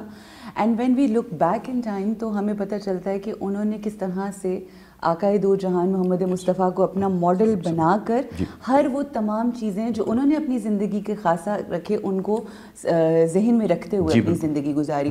لیڈرشپ کے حوالے سے ہم نے بات کی, تو میں جب قائد کی یہ بات سنتی ہوں, جناح کی یہ بات سنتی ہوں کسی شخص کی ان کے حوالے سے, کہ وہ ہم ہمیشہ سنتے ہیں کہ وہ ایک تھا نا پٹھان تھا, تو وہ انگریزی میں تقریر کر رہے تھے, تو وہ پٹھان کہتا ہے مجھے نہیں پتا کہ یہ کیا بول رہا ہے, مگر یہ جو بول رہا ہے یہ سچ بول رہا ہے. تو ایک لیڈر کے اوپر یہ یقین ہونا, اس کی سچائی کا, اس کی امانت داری کا, یہ کتنا ضروری ہے. اور یہ آج اب آپ ماشاءاللہ مختلف اسکول, کالجز, یونیورسٹیز میں لیکچرز دیتے ہیں لیڈرشپ کے حوالے سے. میں چاہوں گی لیڈر کی جو کوالٹیز آپ کو قائد میں نظر آئیں وہ آج ہمارے بچوں کو کچھ ضرور شیئر کریں ان کے ساتھ. دیکھیں جناح صاحب کی لیڈرشپ جو ایک میں اپنے خود ہی کیونکہ نبی کریم صلی اللہ علیہ وسلم سے ملایا ہے, تو جب پاکستان آزاد ہو گیا تو لارڈ ماؤنٹ بیٹن حلف اٹھوانے کے لیے یہاں پاکستان آیا. انہوں نے قائد اعظم سے جاتے ہوئے کہا کہ مجھے امید ہے کہ آپ اکبر بادشاہ والا قوانین اکبر بادشاہ کے نافذ کریں گے. اور میں بچوں کو آپ کو یاد کراتا چلوں کہ اکبر بادشاہ نے ایک ہندو عورت سے بھی شادی کی ہوئی تھی, اور ان کے لیے مذہب کوئی زیادہ امپورٹنٹ نہیں تھا, سب لوگ اپنا اپنا اختیار کرتے تھے, وہ بڑے لبرل تھے اس سینس میں کہ مذہب کون سا. تو انہوں نے لارڈ ماؤنٹ بیٹن نے جناح صاحب کو کہا کہ مجھے امید ہے کہ اکبر بادشاہ کے قوانین نافذ کریں گے. تو قائد اعظم نے ان کو جواب دیا کہ مجھے اکبر بادشاہ کی ضرورت نہیں ہے, ہمیں 1300 سال پہلے سارے قوانین مل چکے ہیں. سبحان اللہ, سبحان اللہ, کیا کہیں. تو یہ بچوں کو نہیں بتاتے. بالکل. تو لیڈرشپ کی جو آپ نے سوال کیا ہے, میرے خیال میں سب سے بڑی نشانی میں نے جو ویسے پڑھا ہے, اور قائد اعظم کو میں دیکھا ہوں, انفارچونیٹلی زندگی نے ان کو ٹائم نہیں دیا, 13 مہینے بعد پاکستان بننے کو رخصت ہو گئے. لیکن اگر آپ مجھ سے ویسے پوچھیں, کیونکہ میں لیڈرشپ کا ایک اسٹوڈنٹ ابھی بھی ہوں, تو میرا خیال ہے لیڈرشپ کی سب سے بڑی پہچان یہ ہوتی ہے کہ وہ اور لیڈر پیدا کرتا ہے. Beautiful, beautiful. اور اس کو کوئی غرض بھی نہیں ہوتی. غرض نہیں ہوتی تو وہ پیدا کرتا ہے. اگر غرض ہوتی ہے تو میں اپنے جیسا کوئی پیدا نہیں چاہوں گا کہ میرے قریب بھی آئے, ہر کوئی, جو کہ انفارچونیٹلی موسٹلی ہمارے سسٹم پاکستان میں پولیٹیکل پارٹیز میں نہیں بننے دیا جاتا. میں کسی پارٹی کو نہیں کہہ رہا, لیکن نہیں بننے دیا جاتا اس لیے کہ میری پوزیشن کو کوئی نہ پہنچے. بالکل ٹھیک. تو لیڈر کی پہچان ہی ہے کہ وہ اپنے جیسے کئی پیدا کرتا ہے تاکہ اسی کا ویژن, اسی کا ایمبیشن, پیشن ٹرانسفر ہو اگلی نسل میں, اور اس کا میسج جلدی پہنچے. بیوٹیفل.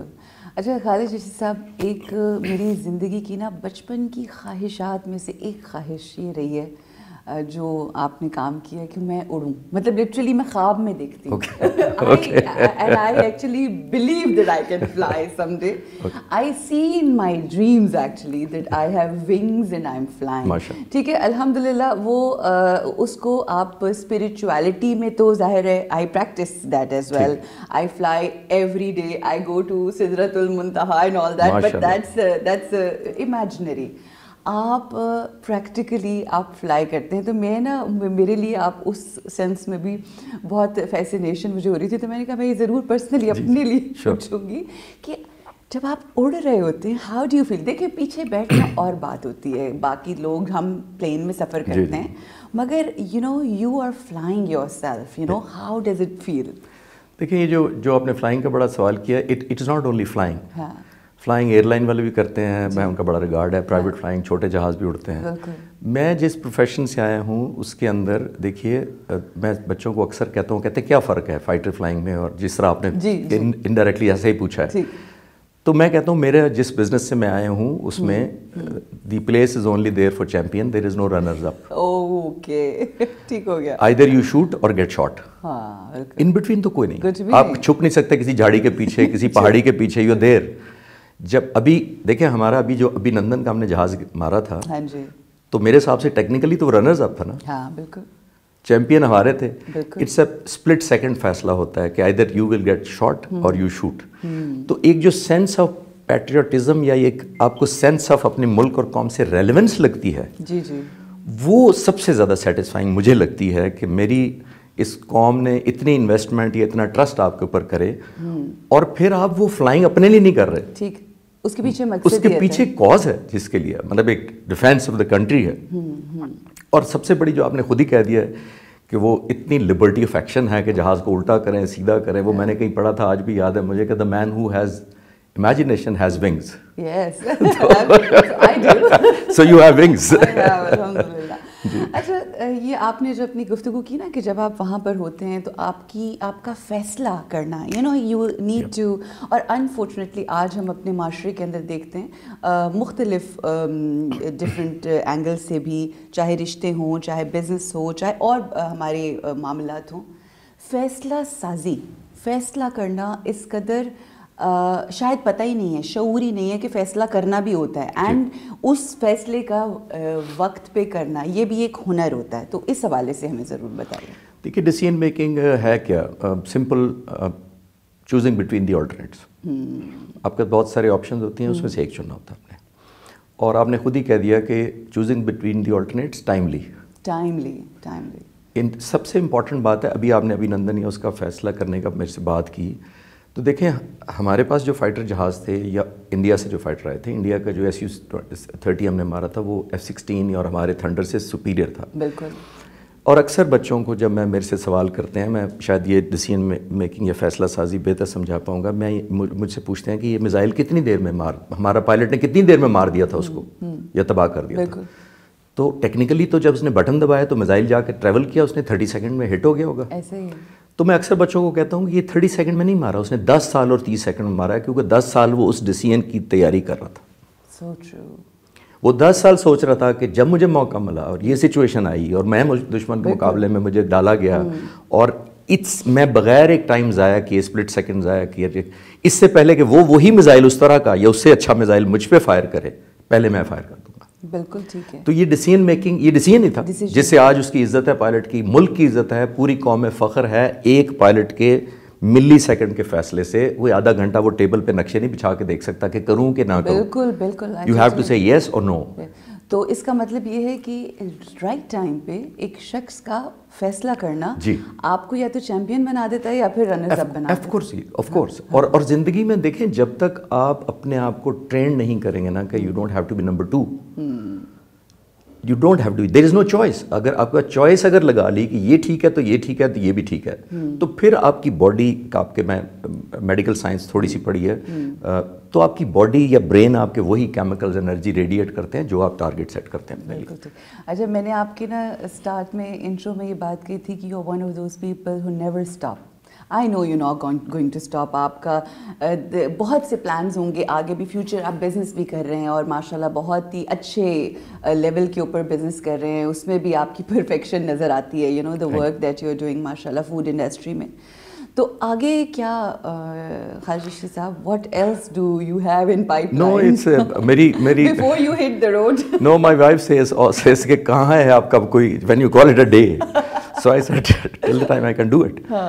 ابھی دیکھیے میری اسٹیج کے اوپر ریٹائرڈ, کافی سال پہلے جناب پہ کام کر لیا, اپنے کا بزنس کر لیا, لیکچر یونیورسٹیوں میں پڑھاتا ہوں, اور یہ کرنے کے بعد ابھی آپ امیجن کریں 1 سال پہلے میں جب کینیڈا US سے گیا, تو آپ کے سوال کا جواب اس میں سے نکل آئے گا, تو مجھے بہت سارے ینگسٹر اور اسپیشلی جو پیرنٹس تھے جو بچوں کو نہیں لائے تھے اس لیکچر میں, تھنکنگ کہ یہ جناح صاحب پہ ہے تو یہ تو بزرگوں کا بڑا سیریس ٹاک ہے, تو ینگسٹر اور ٹین ایجرز کا تو کام نہیں ہے. تو میں وہاں جا کے لوگوں نے کہا کہ آپ ابھی واپس جا رہے ہیں, تو ہمارے پاس یہاں سینکڑوں بچے ایسے ہیں جو آج یونیورسٹیوں کی وجہ سے نہیں آ سکے, اپنی کمٹمنٹ سے, UK USA میں لائف بڑی تیز ہے, تو اب ہم آپ کی یہ باتیں خود کیسے پہنچائیں. تو انہوں نے مجھے انسپائر کیا کہ آپ ایک YouTube چینل بنائیں. تو میں نے کہا نہیں یہ بڑا مشکل کام ہے, کون کرے گا, نہ میں انٹرسٹڈ ہوں نہ میرے, بٹ کیوں میں گرافک کا وہ دماغ میں تھا, آپ سیکھ چکے تھے. میں 1 سال پہلے صرف ایک یوٹیوب چینل بنایا, اینڈ آئی پٹ جنا آن دس, اور جنا کی میری ساری چھوٹی چھوٹی کلپس جو ہیں خالد چشتی کے نام سے ہی بنایا, مائی جنا کے نام سے تھا, بٹ بہت سارے لوگوں نے مجھے اپروچ کیا کہ آپ کا نام ڈالتے ہیں یوٹیوب پہ تو ملتا نہیں ہے, تو پھر میں نے پھر اپنا کر دیا تاکہ جہاں میں لیکچر دیتا ہوں میرا نام تو یاد رہے گا ہی. سو میں, آپ نے پوچھا آگے کیا کریں گے, تو میں اب ایک ایڈیشن ابھی 1 سال پہلے یہ ایڈ کیا ہے to my life, where I contribute the leadership stories, کسی کی بھی, بالکل ٹھیک ہے, جناح صاحب کی ہوں. موسٹلی ظاہر ہے میری سب سے بڑی inspiration holy prophet peace be upon ہم کے بعد جناح صاحب ہیں, تو میرے لیے بڑا رول ماڈل ہے جس کو میں سامنے کرتا ہوا میں دیکھتا ہوں. اور 70-75 میں بچوں کو اکثر کہتا ہوں کہ دیکھو میں کوئی نبی کریم صلی اللہ علیہ وسلم کی بات کروں تو آپ کہیں گے وہ 1400 سال پہلے تھے, ان کو اللہ تعالیٰ کی خاص بلیسنگ تھی. میں نے کہا جناح 75 سال پہلے ہم جیسا ایک آدمی تھا, اس کو تو فالو کر لو, اگر ان کو نہیں معراج کو ہم پہنچ سکتے ان کی, تو یہ تو سامنے ہے ہمارے. تو میرے لیے نیکسٹ پیشن ابھی بھی ہے کہ میں انشاءاللہ تعالیٰ اپنا خاص طور پہ جناح صاحب کا پیغام, جو میری ایفرٹ ہے ادر دین میری لیونگ کے لیے, اللہ تعالیٰ نے مجھے پریشانیوں سے بہت آزاد کیا ہوا ہے, تو میں جناح صاحب کے کنٹریبیوشن کے سینس میں اپارٹ فرام اٹ کے لیکچرز وغیرہ یا بزنس وغیرہ یا پڑھانا, میں جناح صاحب کو maybe through this channel جو میں بنایا ہوا ہے اس کو پروموٹ کرنے کا میرا ابھی بھی ہے. اور I think when we talk about the YouTube channels there is no end to it, there is no end to it, it's an ongoing thing, and I wish you all the luck. It was lovely knowing you, آپ کو دیکھا ہم نے, ہمیشہ آپ کے جو کمالات اور جو بھی اچیومنٹس ہیں ہمیشہ سنے, بٹ ان پرسن مل کے انسان کو اور احساس ہوتا ہے کہ ہمارے ملک میں کیسے لوگ ہیں جو اپنی ذات سے بالا تر ہو کے, بلند ہو کر چیزوں کو دیکھتے ہیں, ٹرانسینڈ کر کے, and they are giving such a great message. We are so proud of you sir. آپ نے بلایا, بہت مہربانی. Pleasure, thank you so much, and God bless you. Thank you so much. Alright, so آپ نے دیکھا کہ ہمارے ملک و قوم کا اتنا بڑا نام ہے, انہوں نے بہترین کام کیا, جس کام کو ہاتھ لگایا بہترین کیا. اور وہی بات جو میں سمجھوں گی کہ آپ, اور سمجھانا بھی یہی چاہوں گی کہ جب آپ اپنے سے اوپر ہو کر چیزوں کو دیکھتے ہیں, اور لوگ جو اس دنیا میں بہت کنٹریبیوٹ کر کے گئے ہوتے ہیں, جس میں جناح کا نام ایک بہت بڑا نام ہے, اور تمام بچوں کو ان کا نام سے نہ صرف واقفیت ہونی چاہیے بلکہ کردار جناح سے واقفیت ہونا بے انتہا ضروری ہے, تاکہ ہم ان کو اپنا لیڈر جان کر, مان کر, پھر ان کے نقش قدم پر چل کے اپنی زندگیوں کو خوبصورت اور بہترین کر سکیں. خواتین و حضرات, یہی پیغام ہے ہمارا. یہاں پر رکیں گے ایک چھوٹے سے وقفے کے لیے, سو اسٹے ود اس. السلام علیکم ورحمۃ اللہ. رمضان علم ہے, رمضان علم ہے. ویلکم بیک جی. بک ریویو میں آج جو بک ہمارے پاس موجود ہے بہت ہی ڈفرینٹ اور بہت ہی انٹرسٹنگ. آج جب بچہ جوان ہو رہا ہوتا ہے یا ایون چھوٹی عمر میں, ہم اس سے ایک سوال کرتے ہیں کہ بیٹا بڑے ہو کے بننا کیا ہے. وہ بہت ساری چیزیں لے کے, سوچ کے, جو اس کو فیسنیٹ کرتی ہیں وہ اپنے ذہن میں رکھ کے جو ہے وہ سوچ لیتا ہے کہ اس نے یہ بننا ہے. کئی ایسے جوان ہوتے ہیں وہ 30, 35 اور 40 سال تک اس بات کو جان نہیں پاتے کہ آخر انہوں نے بننا کیا ہے. یہ کتاب جو انسائکلوپیڈیا ہے کیریئر کا, یہ اس میں باورچی سے لے کر خلا باز تک کے جتنے بھی کیریئرز بیچ میں آتے ہیں, ہر چیز اس کے اندر بتائی گئی ہے. اس کتاب کی خاصیت یہ ہے کہ ہر پروفیشن کا, ہر کیریئر کے جو لوگ ہوتے ہیں ان کے اپنے اپنے ٹریٹس ہوتے ہیں, اپنے اپنے ایٹریبیوٹس ہوتے ہیں, کیا خاصیت ہے, کیا اوصاف ہوتے ہیں, ہر انسان کو اپنا پتہ ہوتا ہے. وہ تمام اس کے اندر دیے گئے ہیں. جس چیز میں آپ کا انٹرسٹ ہے, جو آپ سمجھتے ہیں کہ آپ بہترین پروفیشن میں جا سکتے ہیں, اس پروفیشن کو جا کے دیکھیں کہ اس پروفیشن سے تعلق رکھنے والوں کے ٹریٹس کیا ہو سکتے ہیں. ہر انسان کا ایپٹیٹیوڈ ڈفرینٹ ہوتا ہے, ہر انسان کا پیشن ڈفرینٹ ہوتا ہے, اور ہمیشہ اس پلیٹ فارم سے یہی بات کہی جاتی ہے کہ آپ کو وہ پروفیشن اپنانا چاہیے جو آپ کا پیشن ہو.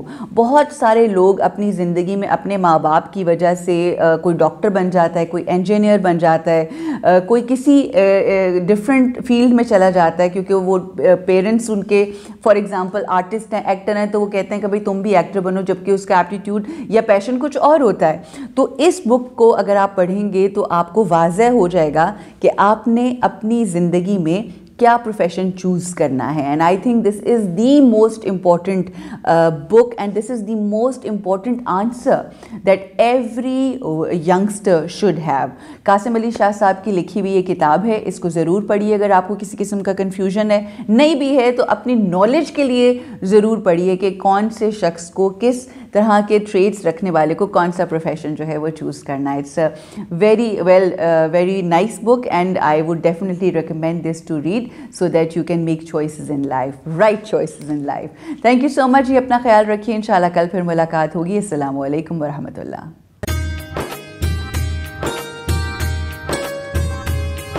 رمضان علم ہے, رمضان علم ہے, رمضان علم ہے, رمضان علم ہے, رمضان علم ہے.